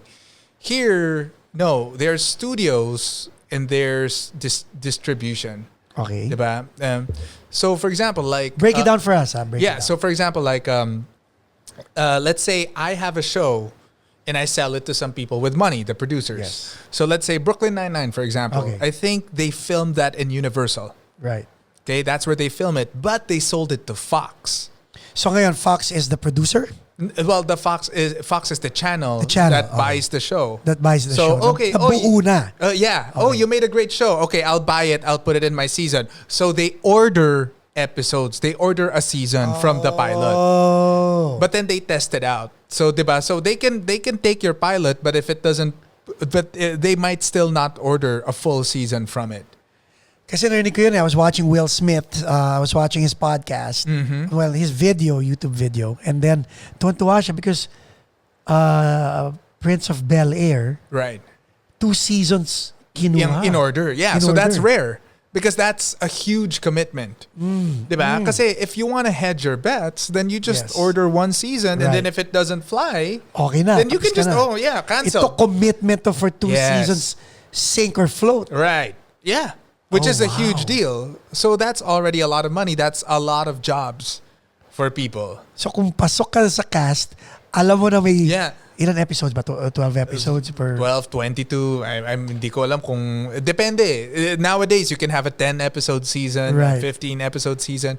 So it depends. But then, yeah. So not only are actors hired, crew people are hired. Maraming crew dito sa So LA. ibig sabihin masaya sila na because may trabaho sila So there's a lahat. lot of people employed, diba? And then, of course, the producers make a lot of money too. Pero dun nga, you have to sell it. You have to bid, diba? You have to bidding. So there was a time when I auditioned for Emperor of Malibu, which was supposed to be in the universe of Crazy Rich Asians, Right. but it didn't even make it through the pilot. Really? May ganun? Yeah, meron yung ganun, pwede pa yun na parang just the pilot itself gets canceled. Okay, now, when you do the pilot, do you get paid as an actor for the pilot? Yes, for the pilot. Yeah. Ang contract mo is pilot. Pilot lang. Kasi it's possible they recast you. Parang nangyari sa ano kay Zoe Deschanel na New Girl. New Girl. Kasi yung Wayan's brother, Yes, yes. nagkatrabaho dun sa iba. So now they have to replace that guy. Kasi di ba sa pilot, iba. Iba, Tapos, yes. pagdating sa season, ano Yeah. nangyari?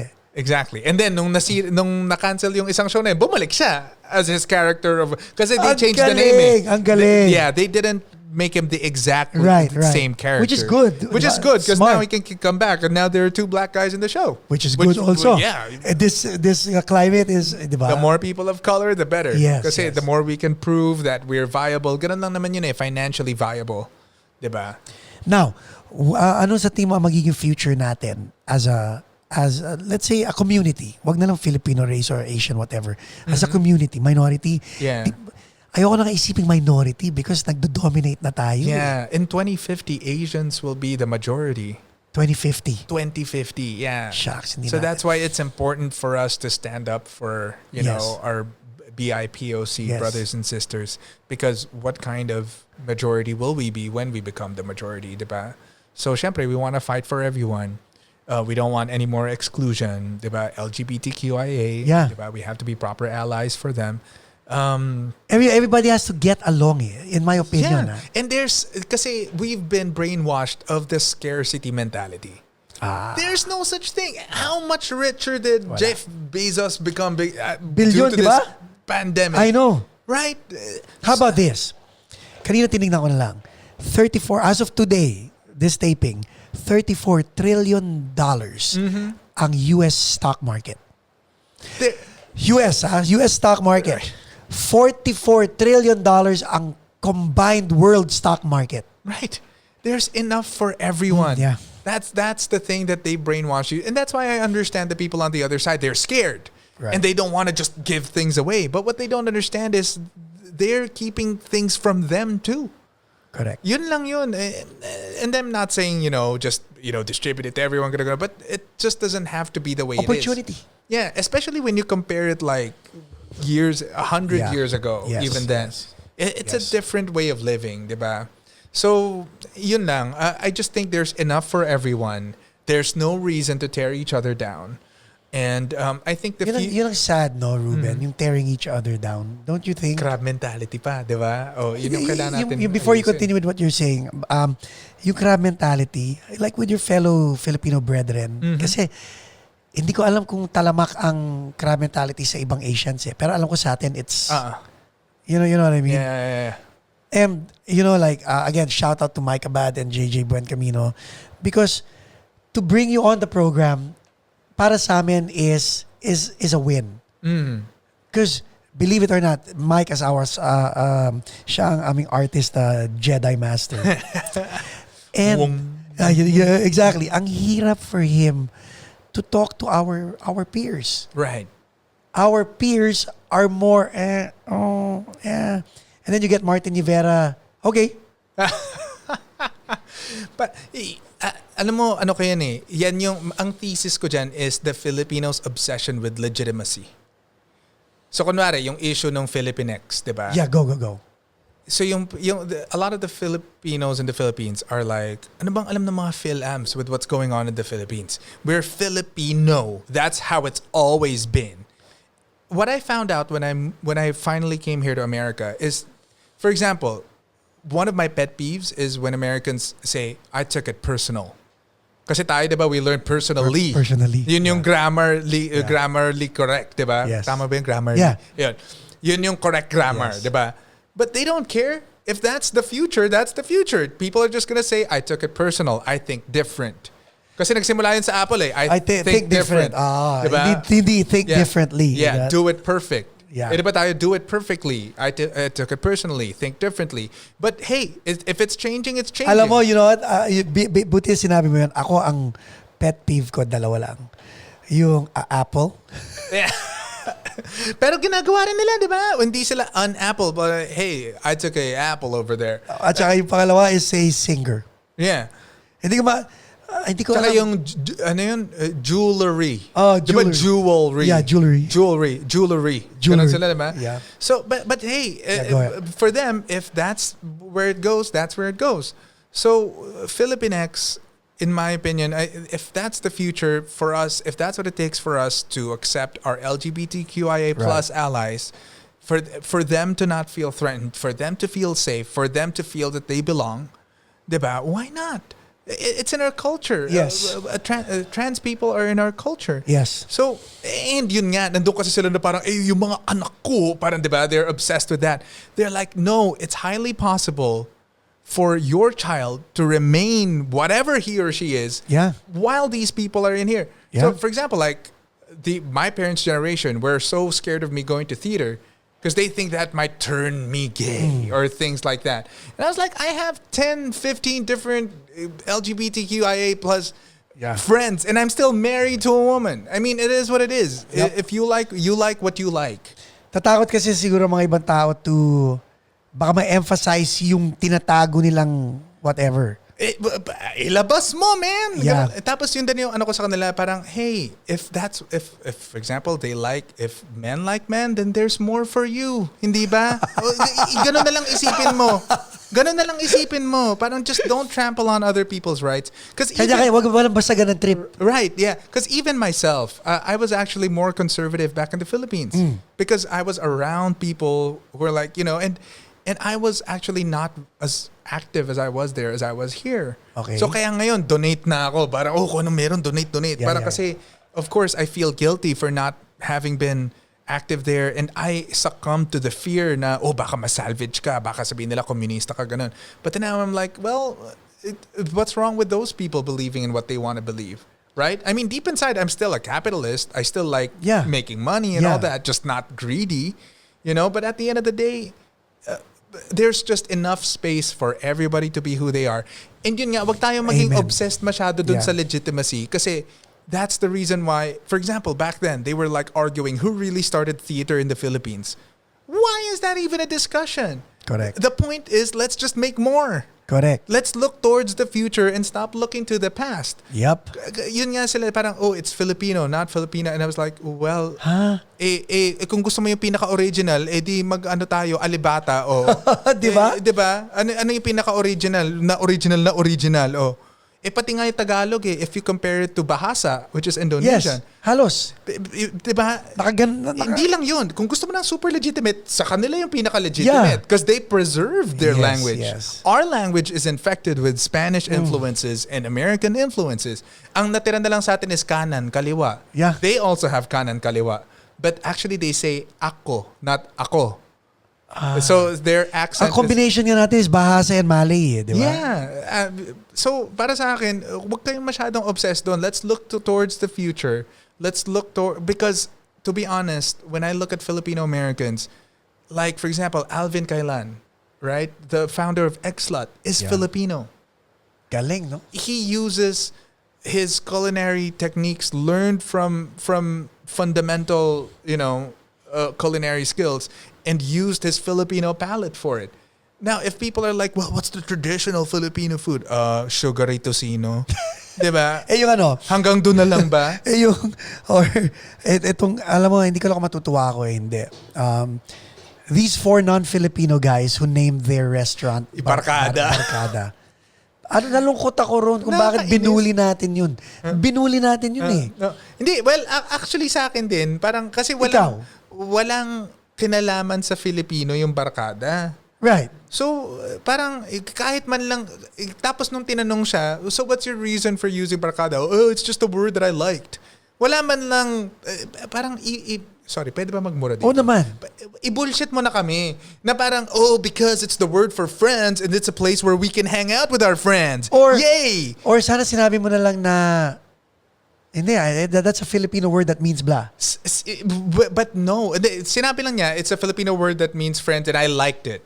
So ako parang, so you could have named it First Street and then we would have been okay. Parang make it special naman. Yun na nga, di ba? Parang respect our language. Parang isa mga Filipino, syempre, dahil puti.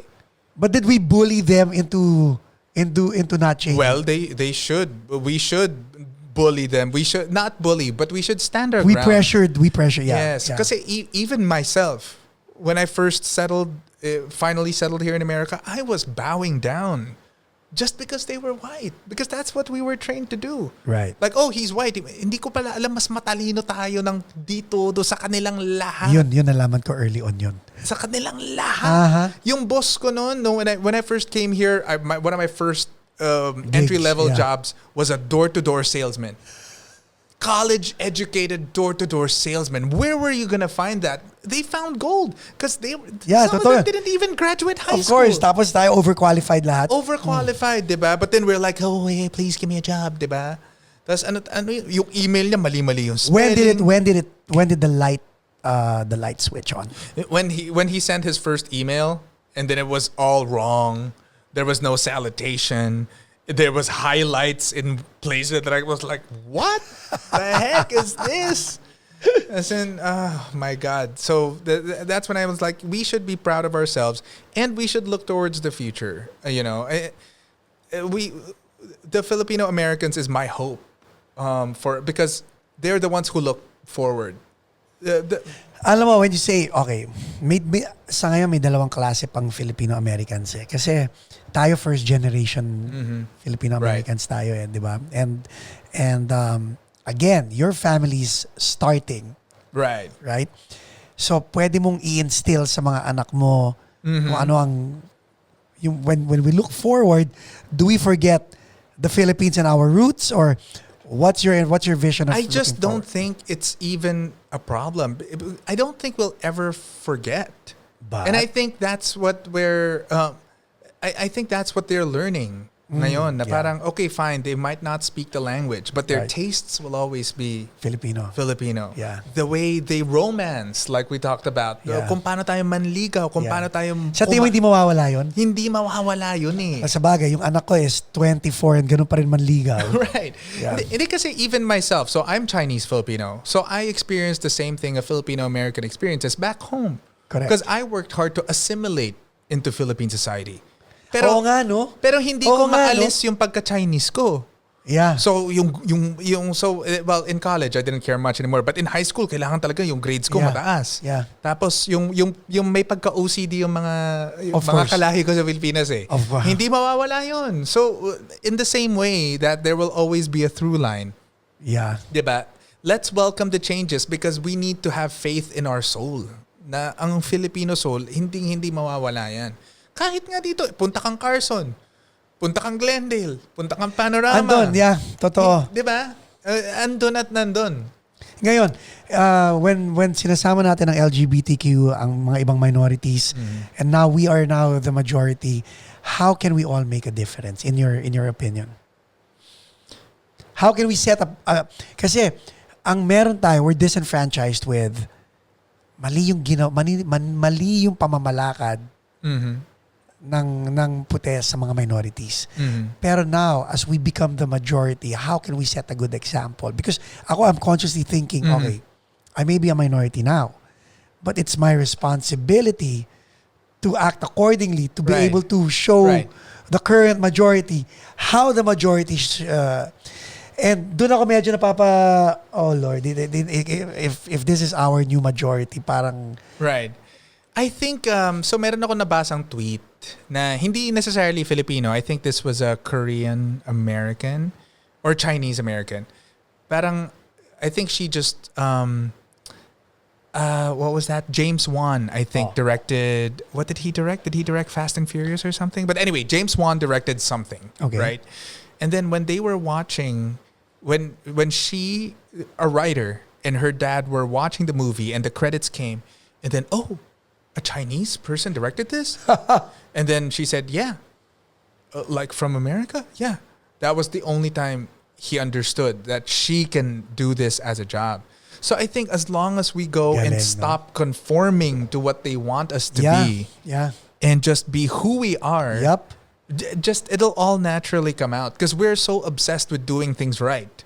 Because we're so obsessed with pleasing, yeah. whether it be God, whether it be parents, whether it be whoever. If we just start doing things for ourselves and just believe in our naturally good soul, like we're good people. Yeah. Diba? Mabait naman tayo eh. Mahilig naman tayo bumigay. Basta gawa lang. Gawa, bigay, gawa. Yeah. And then Give and take, di ba? Yeah. Think about it. Or just give and give and the take will Yeah, come. yes. So that's where I am, and I just feel like it's all gonna take care of itself because we've actually, in my opinion, we have done a lot of things not right, but we still find a way to flourish. Correct. Yun nga. So for example, like a lot of the Filipino-Americans' pain is that their parents didn't teach them Tagalog. Yeah. But for some reason, it still finds a way to shine through, you know, in some ways. Like they're still giving, the Filipinos are still at the forefront of creative arts. Pero yun nga, no? Speaking of that Tagalog thing, I have 5 kids. 2 of them speak Tagalog and English. Nice. The last 3, wala na. Hindi na kaya? hindi ko natutukan. May mga outside forces, tita, tito, lola, mga ganun. Pinag-practicean sila ng English eh. Yun eh. Yeah. Hindi, well, basta ikaw, Tagalog. mo lang. Yeah, Tagalog. Hindi, kaya yan. Kahit sabihin nila na parang, I can understand but I can't speak. No, that's okay. I hope pagtanda nila, ma-realize sila na, kids, if you're watching, I hope ma-realize nila na, maybe I should learn, kasi mga ibang pinsan ko kumuha ng Tagalog as an elective dito sa school. In-offer. Pwedeng racket, turo tayo. Ay, yun naisip ko yun, Ruben. Professor Uy, Professor Arespacochaga. Yan, namagit mo yung Uy. Trivial because people are reading the liner notes and they said, and they're probably asking, I'm introducing as Ruben Uy. Right. And then the Pinoys are gonna read it as Ruben Uy or Ruben Uy. Right. Explain. So I still identify as Chinese because Right. my dad still thinks in Chinese according to him, and then my mom is also half Chinese, half Filipino, and Okay. then her dad came directly from China, and so I still identify with a lot of the cultural aspects. I can speak a little bit of Mandarin. Right. I have a Chinese name, so when I realized that there were we's, so the real technical way to pronounce it is like we, but with a glottal stop in the beginning, like a we. We. So it's like French yes in Yeah. French. Oui. Like oui, like Yeah. that. And so I realized there were other Uys all over Southeast Asia. In Indonesia, the Uys are spelled O-E-Y. O-E-Y. Okay. Okay. And then in Singapore and Malaysia, I think it's O-O-I. Okay. Right? So, and then they all pronounce it as we. And so I was like, okay, so bakit tayo iba? Just because it's U-Y. And then I realized that it's the way the Hispanic tradition would pronounce it. Because the Mexicans here would say uy also. Really? Yeah. So say, oh, Ruben Uy. And like, oh, no, it's we. Really? And then they, but this is uy. Well, in Spanish it is. So that's what I realized. It's our Spanish heritage as Filipinos that dictates it as uy. So if some Filipino-Americans would say uwi, Oo nga, no? parang R&B singer, uwi! Ganun sila. Oo nga, no? Uwi yung pagpronounce nila. But I guess they identify exclusively as Filipinos. Yun. But I still identify as Chinese. I'm basically half or technically 3/4. Yes. And my wife is Taiwanese. And so I need to respect my Chinese heritage also. So, okay, your wife is Taiwanese. Where did you guys meet? We met on Tinder. No! Proud Tinder couple. Oh, swipe left, swipe right. Yeah, swipe right. Eto pa, pixelated yung picture niya. Good move. Yeah, I was like, ano to? Maka-catfish ba ako rito? Pero cute naman. Ganon sabi ko, type ko. Mukhang ikan. Sabi ko parang, okay. Parang, yung loob-looban ko parang, good Chinese wife. So parang, okay. Pwede. Ganon. No, ikaw ba ni-require ka ng parents mo to marry a Chinese? Hindi. Ikaw lang ang... Hindi, pero kasi hindi, ako lang. Natripan ko lang, tapos nag-swipe right ako. Walang description. Wow. Teka, tutuloy natin to. Commercial break Okay. muna tayo. Tapos pag-uusapan natin ang love story ni Ruben Uy. After this, Ruben Uy. After these reminders. Ayos. Okay. Back Yes. with Ruben Uy. Before the commercial break, pinag-uusapan natin ang Tinder swipe left, swipe right. Yes. You found a wife. Yes, on Tinder. I wasn't looking for a wife on Tinder. I was just looking for fun. Okay. Kasi at that time, so kami yung fiancé ko na LDR, so break na kami. Okay. So syempre, galit na ako. Let's download this thing. Swipe right, swipe right, swipe right. Sige, had a few tries here and there.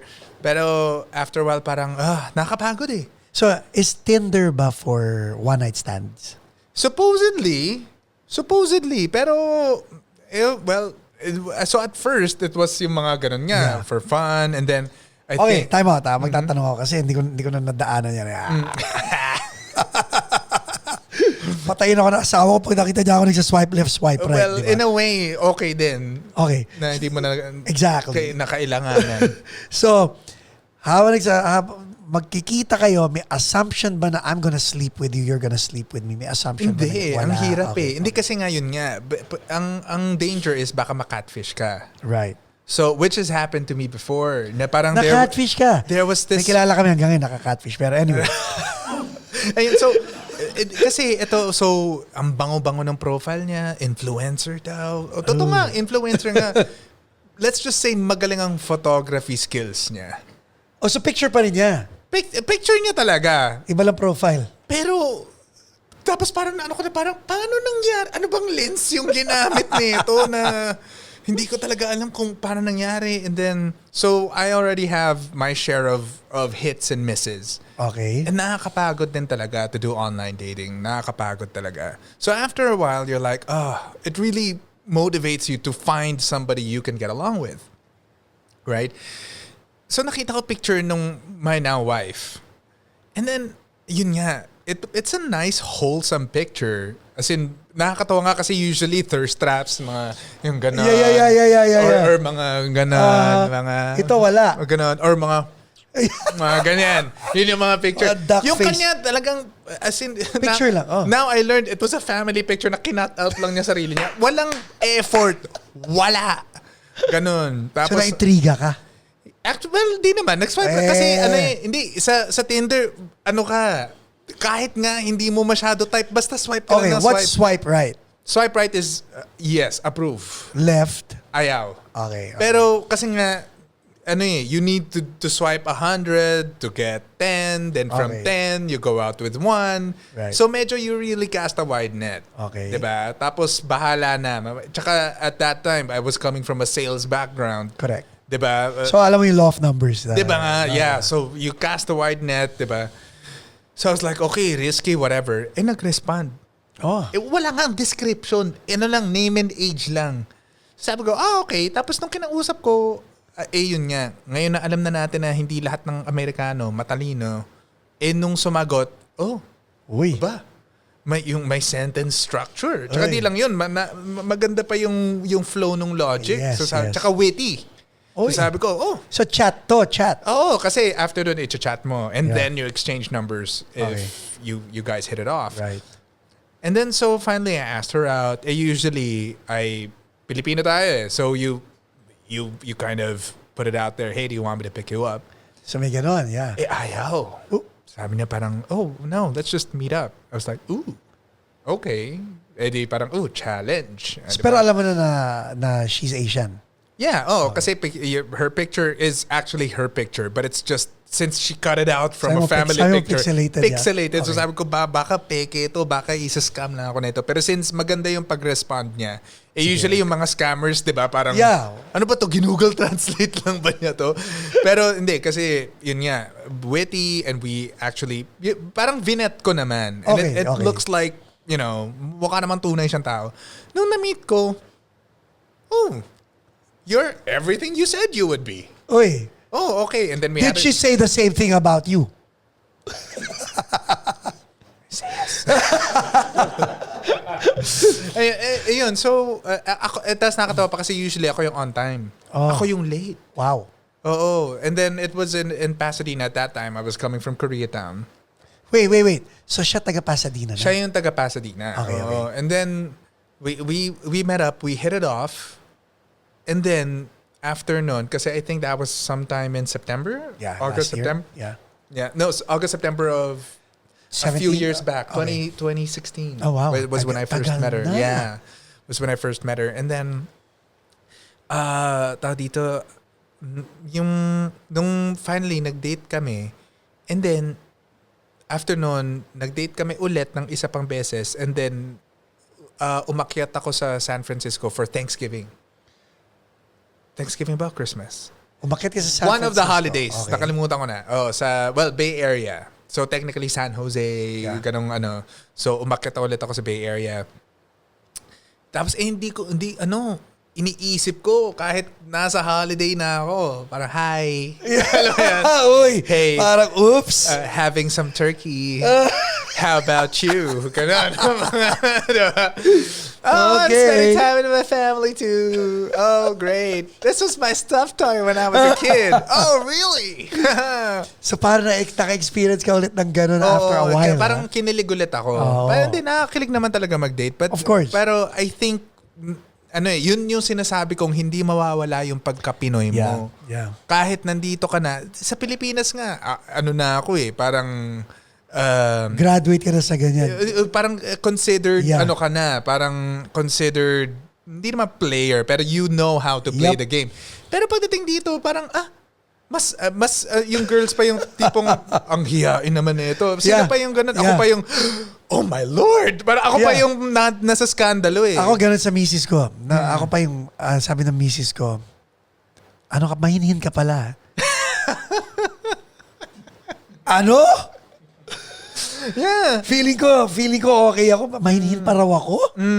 So hanggang china-challenge ako ng mga asawa ko. So yun, feeling ko nag-swak kami. So, that's nice. Yun nga so feeling ko no matter what, yung lalabas yung upbringing mo. Yeah. And feeling ko nga, so she being Chinese American, me being Chinese Filipino. So the things that we assimilated into our specific cultures and the things that we retained from our being Chinese were the same. Galing, no? Yun. Pero time out. Did she grow up here? Yes, she grew up here. She was born in Maryland. Pero kasi she had to travel a lot as a child. So medyo child of the world siya. Okay. And then she finally settled here in California. And then yun. And then we met, and then we hit it off, and then yun, got married. Teka, 2016 to eh. 2016. Yeah, 2016. So nag-date kayo ah? Yeah, we started dating, and then naging girlfriend ko siya New Year. And then we just kept basta tuloy-tuloy. And then we moved in together here in Pasadena. We found a new place. Na-inspire ka na talaga. Yeah. Tanggap niya yung pagiging artist mo. Yes. That's another thing too. Na parang How important is that? it is very important. Because other people's career go down the toilet after a relationship. After getting married. Yeah. No. Well, of course, hindi mo maalis yung sometimes nakakaselos, diba? Yeah. I mean, I'd be the same way. If she were an actor, I mean, no matter what, you get a little bit of that feeling. May konting kurot. Pero it's up to me to make her feel secure. How do you make her feel secure? Like just, it's not on the thing itself. You have to have a good marriage to begin with. Amen. We pinag-usapan natin Yun eh. about the grass being greener. Hindi pwede na you're just mailing it in as a husband the whole time. Correct. Diba? Na parang, wala akong pake sa'yo, but I don't really care about you. And then once you need her to be secure, then you become a good husband? No, you really have to be all into it. It's a commitment. Yeah, you have to make her feel secure 24/7. Right. And then by the time you have to do it for your job, she can trust you. So, 4 years na kayo halos together. Being dating, being engaged, and getting married. Right. And we've been married for a year. And What changed? May nagbago ba? I mean, did it change for the better? Are you guys more... No, for me, I was more secure once I was married. Doon ko talaga nalaman na Pilipino pa rin talaga ako, man.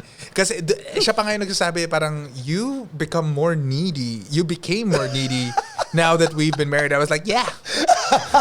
Now I can reveal my true self. Hindi, kasi nakakatawa sa Pilipinas, technique ko rin yun, na parang habang nililigawan ko parang, yeah. Cool ka, yeah. Yeah, I'm Ryu. Yeah, what's up?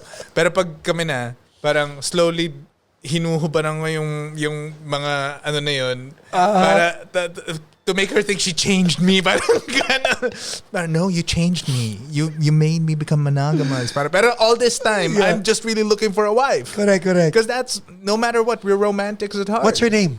Anne. Anne. Hi, Yes. Anne. Hi, Anne. Good guy. Yes. Ayun, so yeah, I'm really happy being married. I'm really happy with someone who supports what I do and is proud of what I do. Like, she never misses a show when I do theater. Galing, no? Yeah, I mean, once this comes out, she'll watch it. She'll recommend it to her friends. Galing. And do you support her naman in what she does? Oh yeah. Like now, it's the pandemic. There's not a lot of productions. Kaya ako siya pinaglulutuan ngayon. Kasi she has to teach from home. She's a teacher. She's a teacher, yeah. Amen. God bless her. So she has to teach from home, and so I have to come in and take care of her and cook stuff and make sure she has her lunch. And kasi nakaka ano yung Filipino word na yun? Nakakaburat yung Zoom. Yeah. Especially, so the reason why she supports my art and my job is because she's doing what she loves. Right. So, ang ganda ng ganun eh, di ba? It's like interdependent kayo sa isa't isa. She's not frustrated. No. So she's not projecting anything on me. And then number two, these Zoom classes frustrate her as well. Kasi para sa kanya, it's like being an actor. Her audience are her students. Correct. So she likes the energy she gets from her kids. Walang feedback pag Zoom eh. Yeah. And pag Zoom, parang, it's just not the same. It's kind of the same, but it's not the same as Thank being you in a for classroom. saying that. Yeah. And the reason being is because we were tempted to go Zoom. Paco's place, we were tempted to go Zoom. Tapos biglang ang concession namin is, you know what, let's just lie low, vet our guests, and go live. Because may feedback tong ganito eh. Yeah. I mean, no matter what. And sometimes they're laughing with us. So it really helps. Yeah.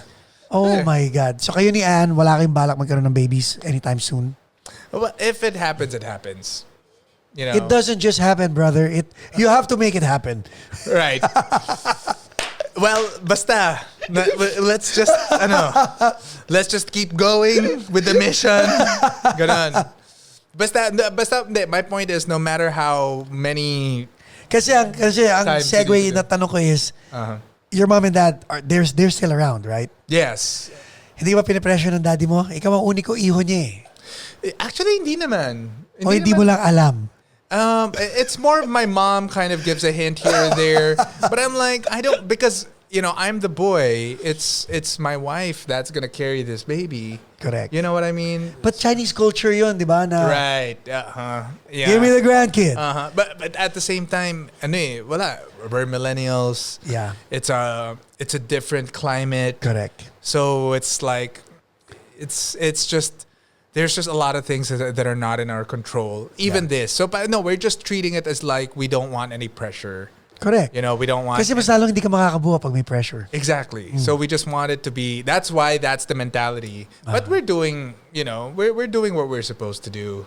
And we're working on what we're supposed to work on. But the most important thing is we're both happy. And yeah, so that's why. If it happens, it happens. Tapos ang ganda, nakakatuwa naman kayo. So, pag nag-uusap kayong dalawang mag-asawa and you're sharing your dreams and your aspirations with her, what do you tell her with regard to you being an actor, and what does she say to validate your goals? Well, the thing with actors is we're intrinsically insecure. Because that's what made us want to augment Kaya our kailangan personalities. natin ng taong nurturer sa atin. Diba? Right. And at the same time, that's why we learn skills, we learn accents, we work out. We want to be more than what we were. Right. Which is something we have to deal with. I mean, I'm just going to say it. I've gone through therapy. So I've gone through therapy. No shame. There's no shame. Yeah, there's no shame in that. I've had to do it to deal with like a lot of the things that I needed to experience. Yeah. Sometimes, the most recent thing I had to deal with was now that I'm more politically active, or now that I'm more activated in what I see, I feel some form of guilt that I wasn't doing that while I was still at home. Oh. Right? Yes. And so now, but I have to accept that this is my path. My path is what took for me to open my eyes, and there's still time. Correct. So acceptance. yeah, just accept things and so because it has popped up in our marriage at some point, like because of my insecurities, it causes problems, and so I just need. At saka overthinker ka nga pala. Yes. So mahal pa ba niya ako? I mean, may mga ganun na it's not necessary. And like now that you mentioned therapy, I would highly recommend it to everybody. I went through therapy at one time because sometimes yung mga kaibigan mo, paano ko sasabihin? Minsan i-judge ka pa nila eh. Yeah. Itong stranger na to, pwede mong ibigay sa kanya lahat and makakakuha ka ng objective feedback. Right. And they're professionals. They're professionals. Yeah. I'm going to confess something. I was the guy judging my friends. Wow. My friend was having a problem, and then they were sharing with me their past and the traumatic experiences they experienced in their past, and I was like, just find a way to make that into a positive, and which is the most wrong thing you can do to somebody. Una-una, hindi ka na empathetic doon sa sinabi mo sa pagsabi. Yeah. Madali lang yan. That's the worst thing you can do. Madali lang yan. Just use it for the future. Just use it towards something productive. And now that I've been through my own trauma, now that I've been, because mental health is health. Yes. It's like hindi porket nag-workout ako and I've eaten well for 2 months. If I start eating junk food today, I'm not healthy anymore. Yes. So it's the same thing with mental health. It's an everyday thing. Garbage in, garbage out. Yes. Yeah? So what happened with me was like I was starting to just start feeding negative. Kasi dati sa Pilipinas, I always worked with this mentality of I'll show you, I'll prove you wrong. Right. So I was feeding on a dark energy, which works when you're young. But angst yun eh. Pag bata ka, angst yun. Right. Pag tumanda ka, hang up na tayo. Yes. And then you just find that it just doesn't feed you the same way. Yeah. Which is like, again, junk food. Yeah. Back then, you can eat McDonald's and get ripped. Now, you eat McDonald's, you gain those pounds. Exactly. Yeah. So it's the same thing with mental health. Like Galing, your cumulative experiences. Ano yun eh? Ang tawag ko dun, software upgrade. Like a 2005 MacBook Pro will not be able to do will not be able to solve today's problems. Nope. Kailangan mo siya i-update. That's why yung phone mo nga lang every month has an May update. bagong update. So in the same way, I update my software. The world is different now as it was before. Basketball nga lang, di ba? Diba? The offense of the mid 2000s is different now. Yeah. Okay, so full disclosure, I'm a Clippers fan. Yesterday, my team just lost. Why did they lose? Because Doc Rivers is stuck in the friggin' mid 2000s. Yeah. Stuck there. Yeah, so that's what happened to the team. So that's exactly what I'm saying. You need to update your software. Correct. You need to be like Nick Nurse. You need to be like Eric Spoelstra. Alam mo, you need to be like Brad Stevens. Alam mo, maganda Even Frank Vogel. Alam mo, maganda yung sinabi mo, no? To update yourself. Alam mo ba, may nagsabi sa akin, between a narcissist and a depressed person, kawawa ang narcissist. Because a depressed person knows when to be updated. Because alam niyang may problema eh. Yes. Alam niyang, kulang ng S. Oops, I need an update. Ang narcissist will say, wala naman akong problema eh. Ako pa. Ako yun. Ako yun, man. Talagang feeling ko talaga dati. Parang alam ko lahat ng sagot. Ganon. Tapos, Paano? Anong turning point? What gave you the breakthrough? Honestly, so ito, kukwento ko ha. Kasi nga sa Pilipinas, privileged ako eh. Right. So, I told you I was a radio DJ back then, Yeah. right? So, I had a press pass. If I did anything, ito pa, medyo maputi-puti ako for a Filipino. Yeah. And then I could speak English. I could use an American accent. So, hindi ka nahuhuli ng polis. O, tsaka, papakita ko lang yung press pass ko. Kung wala, calling card ng kung sinong politician, Lusot diba? ka na, Right. And then when I came here, so one of my first jobs was a door-to-door salesman. I needed to make ends meet. I was living with my aunt, but I still needed to pay my bills, my cell phone, my food, my gas, all those things. So I went to an affluent place right here in like closer to the Inland Empire, right? I just won't mention what place it is. Roland Heights. Anyway, so I think it was one of the heights, either Roland or Hacienda. So I was walking door to door. So their lots are big and their houses are huge and it's hilly. The places are hilly. So it didn't make sense for me to park my car and walk. Correct. So I would drive every 6 houses and I would walk, right? Right. And in sales, they're like, hey, you need to talk to 50 people a day. And they're like, well, what if they don't answer the door? You find a way to make them answer the door. Ito naman itong mga puti, di ba? So I was like, okay. Eh, syempre, di ba? I'm a hardworking Filipino. Ganon ka. So I would obnoxiously knock the door. Hello, hello. Tok, tok, tok, tok, hello. Kung wala, pupunta ako sa likod. Hello. Tapos kung wala, alis ako. Yes. All right. So I was doing it. So let's say I was knocking doors. Ano binibenta mo? Solar panels ako nun. Ooh, okay, Solar okay. panels. Actually, appointment setter lang ako nun. Yeah. All right? I wasn't even the salesman. Ito pa. So the company that I was working for is now belly under, belly up. over, whatever. Belly up. So they're gone. Right? Dahil sa'yo? Hindi. Dahil mga gago sila. Mga tarantado yung mga... Ito. Yung badge ko, printed lang na ginupit. What? Di man lang laminated? Hindi man lang card, laminated, di ba? Tapos, so binigyan nila ako ng hat, meron akong shirt, fine. Pero still, di ba, you're walking door to door, so you don't really dress up. Yeah. Right? I'm not gonna wear a suit. So lakad ako every 6 homes. After an hour 30, kaya lang. Sabi ko, helicopter. Di, trabaho, Right. industrious Filipino hard worker. Ano kayo may nangyayari dito? Ba? Siguro kung ano may iniisip ko, sana walang maipatayan, ganun. After a while, dumaan na naman yung helicopter. Nasa isang cul-de-sac ako. Katok, wala naman. Pag ikot ko, dun sa kotse ko, may police. No way! May police. Eh, syempre, with all my experiences, as long as you're, you comply, you're okay. Eh di, ako na yung nag-initiative. Lakad na ako. Hey, that's my car. Sir, is this your Prius?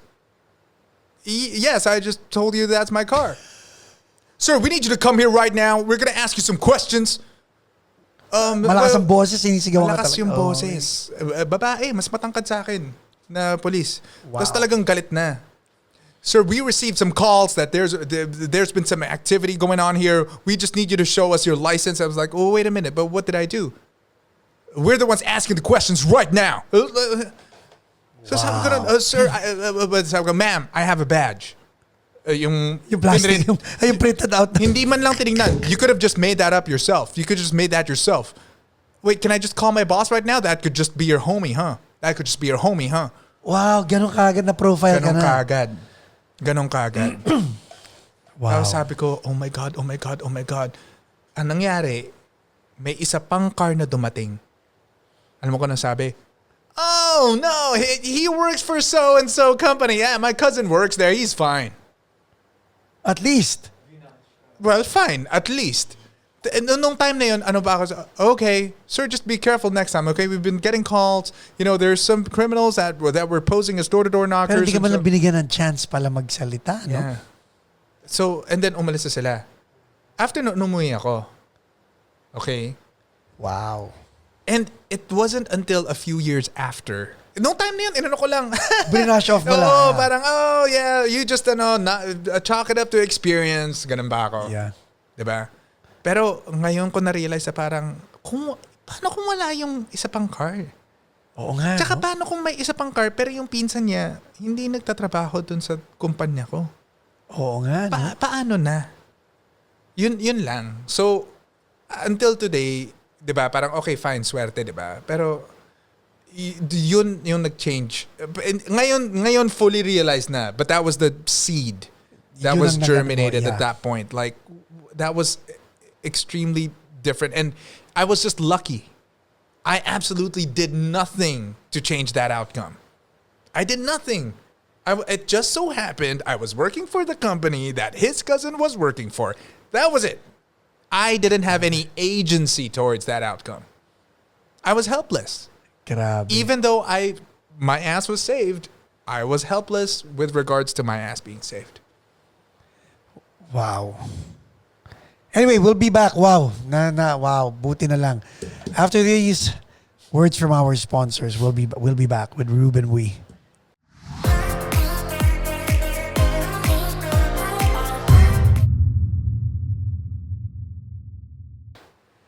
And we're back with Ruben Uy. So, that was there. When did this happen? Yeah, well, it happened I think this was around a few years back. I guess like 2014. Grabe. Ganun, yeah. Tapos, okay. Traumatic yun, ha? Traumatic yun. Kasi kaya ako sinasabi, ako, no, nag-door-to-door din ako, business to business naman. Yung, akala ko nga, ang bait nung Hudyo, Jewish. So, jeweler siya sa Ventura Boulevard. In Encino. So, may dala akong mga products ko, ganyan-ganyan. Tapos sabi niya, so akala ko kakausapin niya ako. Hinawakan niya ako sa braso na mahigpit. And then kinaladkad niya ako palabas ng jewelry store niya. Nakikita ako ng mga tao. Kinaladkad niya ako. Tinulak niya ako palabas. Sabi ko, my stuff are inside. Binato niya lahat yun. Hanggang ngayon, pagdadaanan ko yung jewelry store niya, talagang nanggigigil ka? Dati. Tapos nag-therapy nga ako, di ba? Oh! kasi you have to let it go di ba? Kumaga, yung ano mo, parang, you know what, may araw ka rin and all that. Right. Yeah, and it's that, why do, pag you're in an industry where you see a lot of races, no? Hindi racist, races. A lot of race. May ano ba sa industry na may tension ba na ito itim, ito puti, ito Asian, ito Indian. Well, pero pare-pareho kayo artista. Hindi kasi wala I'm not in the rooms where the producers are. So I don't know what they're saying about us, but the artists themselves, we are all uniting. Cohesive. Walang kulay sa artist di ba? Yes. And kung meron din, pero we're trying to highlight it. Okay. Like, yun nga, Black Panther, Wakanda, yes. Yeah. Okay, we're representing you're representing African culture. We want to support you do that. Right. And then the Korean stories are coming out. Yeah. And then, of course, we want them to support that. And then there's, I think, a Korean spa movie at one point. And then I think when Crazy Rich Asians came out, that was a big break for us Asians. Huh? Yes, yeah. So we supported that as well. So there's a huge upswell of support towards each other. Right. So at least that's what gives me hope. Yeah. So it's just all positivity and acceptance. And every time, we experience some form of negativity, we just yun yung binubuli namin. Tumahimik ka na dyan. Yeah, just get out of our faces because there's already too much. We don't need to manufacture negativity. Cancel culture, yay or nay? I think principally it's supposed to be a nay for me, but I can understand why it had to happen. Like, yeah, we needed to cancel Louis C.K. in order to send a message. And yeah, what he did was wrong. Like, masturbating in front of women. Like, of course. That's assault. Yeah. Like, sa Pilipinas nga lang. I guess may threshold, no? Dapat may threshold. Pero kasi ngayon, lahat kinakancel. Pag hindi lang kita trip, yes. cancel. I think it's, for example, like if somebody has truly changed from back then of course, I mean, I don't think you should cancel that person, especially, it's like myself. I was a privileged, basically I was a privileged guy in the Philippines who said many stupid things, that I will admit to saying, but it is part of my past. And I will never deny that part of my past because it is wrong, but I needed to know what was wrong before I could do what was right. Correct. Yeah, so I feel like if your heart is really in the right place, then you shouldn't be canceled. But there are some people who are trying to get away with their bullshit. Si Kevin Hart canceled sa, was it the Oscars ba? Kinancel siya. Yeah, but so, diba, Kevin Hart actually apologized. So ba't siya kinancel pa rin? Yun nga. So that part I didn't agree with. But that's why he's not really canceled. So, kinancel siya sa Oscars, but it's not like that's a good gig anyway anymore. Okay. Diba? Ikaw isipin mo parang, actually, hindi naman sobrang mabango na yung gig na yun. But honestly, he's not totally canceled. Right. Diba? So, but for example, like Weinstein, really, yun. like till the end. Yes, I think siya. once you violate another person's space physically or, know, I think you have to be dealt with. So, for example, like Sarah Silverman still gets crap about doing blackface, but she's apologized for it over and over again. Diba? So, hindi mo siya kinancel? Hindi, no? Hindi mo siya kinancel. Tinatry siyang i-cancel. Si Robert Downey Jr. for doing blackface sa Tropic Thunder Day. Right. They attempted, pero I guess royalty, kaya hindi nila Well, hindi, kasi I think what they didn't realize was in Tropic Thunder, because there was a black actor in Tropic Thunder commenting on that very fact. Exactly. So he was actually on their side. Yes. Like, so he was playing an Australian narcissist. Exactly. Diba? Like, so he was actually playing the character of the very thing we're criticizing. Method acting superlative. Yes. So I think at the end of the day, the context, truth will come out. Importante ang context. I think may ganon. And then even if they say like, but that role could have gone to they did make sure to hire a black actor to comment on those things. Yeah. Like, you're not real, you're not blah blah blah. You haven't experienced like the real thing we're experiencing. Because Ben Stiller is Jewish, as far as I know, right? Yes. And they have their own problems. Yes. Right? And that's why, sometimes they get mistaken for, which was actually significantly portrayed by Tom Cruise. Yeah. So si Lou Grossman. Right. So yun yung mga things na for me, I think it had its moment.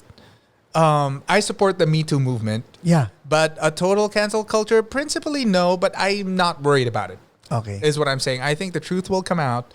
I think if you have your heart in the right place, it's gonna come out. Because kaya ako tinatanong sa'yo and all that stuff. Because if we are and I was like, doesn't the cancel culture SJW thing contradict the very thing that we are trying to do, which is to have our own voice? Right.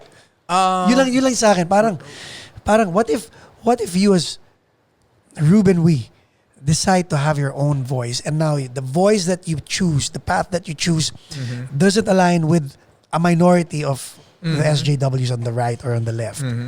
So ano ngayon? Kasi do you know the concept of punching up and punching down? No. Okay, so in comedy, it's okay to punch up. So when you're commenting on the ones in power, it's okay. But for the ones in power to make fun of the marginalized is not okay. Kumbaga, condescending ang tawag doon. Yeah. Right. Now, is it inherently a double standard? Yes. It is. However, so dito, this is where I drew the line between the philosophy minor Atenean Ruben Uy na parang the reason and the logic dictates versus what you see in the real world. Right.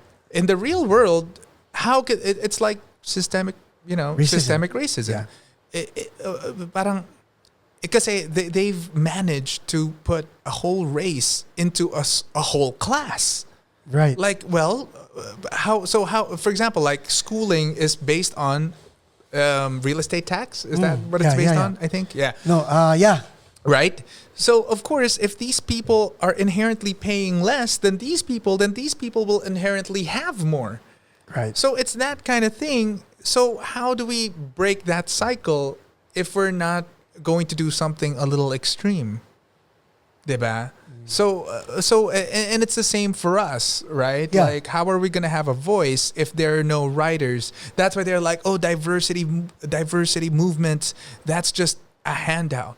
They're like, no, but how can we even break in if we're not given a chance? Kung hindi tayo represented. Right. Yeah. So we need more people of color to write.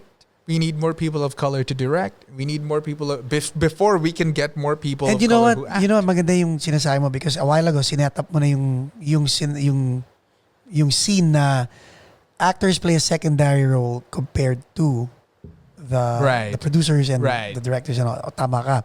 If you have someone driving in the driver's seat who is diverse, Right. alam mong mas magkakaroon ng free reign yung buong production eh. Right. Di ba? Right. At least pag ang director mo is part of the minority or in the case of ngayon Matrix 4, part of the LGBTQ. Right. Alam mong may free reign yun eh. Yes. And all that. Yeah. And yeah, I mean, people, it's up to you to decide where to put your money anyway. Yeah. So again, ako nga, I haven't watched every Netflix show. I haven't watched every Amazon show. I just watch what I can and I just watch what I Kahit like. yung Bosch, hindi pa napapanood. Napanood ko naman na. Napanood ko naman na yun. Yung eksena ko pa ulit-ulit. Wait, binanggit mo Netflix, Cuties. Oh, yun. So pati nga ron, di pa ako nakahabol sa issue na yun eh. Ako hindi pa ako. So ano ba yung problem doon? Yung the kids? Yeah, kumbaga parang hindi ko rin pinanood. So this is second-hand information na kumbaga it's promoting pedophilia and all that stuff. But I won't cancel Netflix. Right. I have a choice naman to watch it or not watch it. Right. Diba? Yeah. And ang gusto ko malaman na hindi ko alam, maybe you can put it in the comments, is Netflix ba ang nag-produce? Right. Because kung Netflix ang nag-produce, medyo okay. Well, actually, yeah. Same with Netflix buys the series yun too. Yun nga. You explained it to us. Diba? Right. So, mali yung marketing nila. And right now, people just have a voice. And as long as they're listening and making the changes, that's as much as we can do. Right. Ang pinaka-hope ko lang is we have less anger. Yun na nga eh. Kasi kahit ako, I find myself getting angry. Pero what we need to also realize that... Or triggered, di ba? Yeah. Ako na-trigger talaga ako ng todo. But if... I think which is understandable then because there's a lot of people on the other side that wants to silence us. Right. So yeah, they deserve all our vitriol. But at the end of the day, reason will win. Hopefully 2020. No, but I think the very essence of us, of who we are, which is my personal road as well. Like when I was face to face with who I was in the Philippines and that I was very privileged and Galing, that no? I could choose to not dirty my shoes. I could choose to not dabble in, whereas there are some people who have no choice.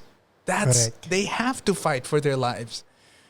And for me, the thing with America is we are free, right? Yeah. And so it is now up to me to decide who I really want to be, right? So we talked about software, we talked about missions. So I think the good thing about being an artist in Los Angeles, in America, is that I can be as Chinese Filipino, and then now to participate, diba, with who we are, Yeah. especially tayo. What kind of Filipinos are we going to be here, right? It's up to us. We are now writing this history. Now, a while ago I asked you if nakahabol na si Ruben Uy sa mga pinoportray niya. So ang tanong ko sa'yo ngayon is, who are you? Now, I am and I continue to want to be a man of integrity. Yun at yun. I want to be someone who's proud of what he's doing. And if I have children, they'll be proud. When you have children. Sana soon. Hindi, bahala ka na. hindi if, when. So bahala ka na. Ha? Okay, Lord. Yeah, just somebody that I won't be ashamed to show Yeah. anyone. Yeah, and that's what I'm going to portray from here on out. And if I have to portray a villain, then I'm going to portray what not to be, but still in accordance to the principles that I have set out. Yeah. Okay, ladies and gentlemen, Ruben Uy, actor, Atenean, Overthinker. Thank you, Ruben. Sobrang saya nito. Galing. Ang galing mo. Galing mo na. Sobrang tuwa ako. Okay.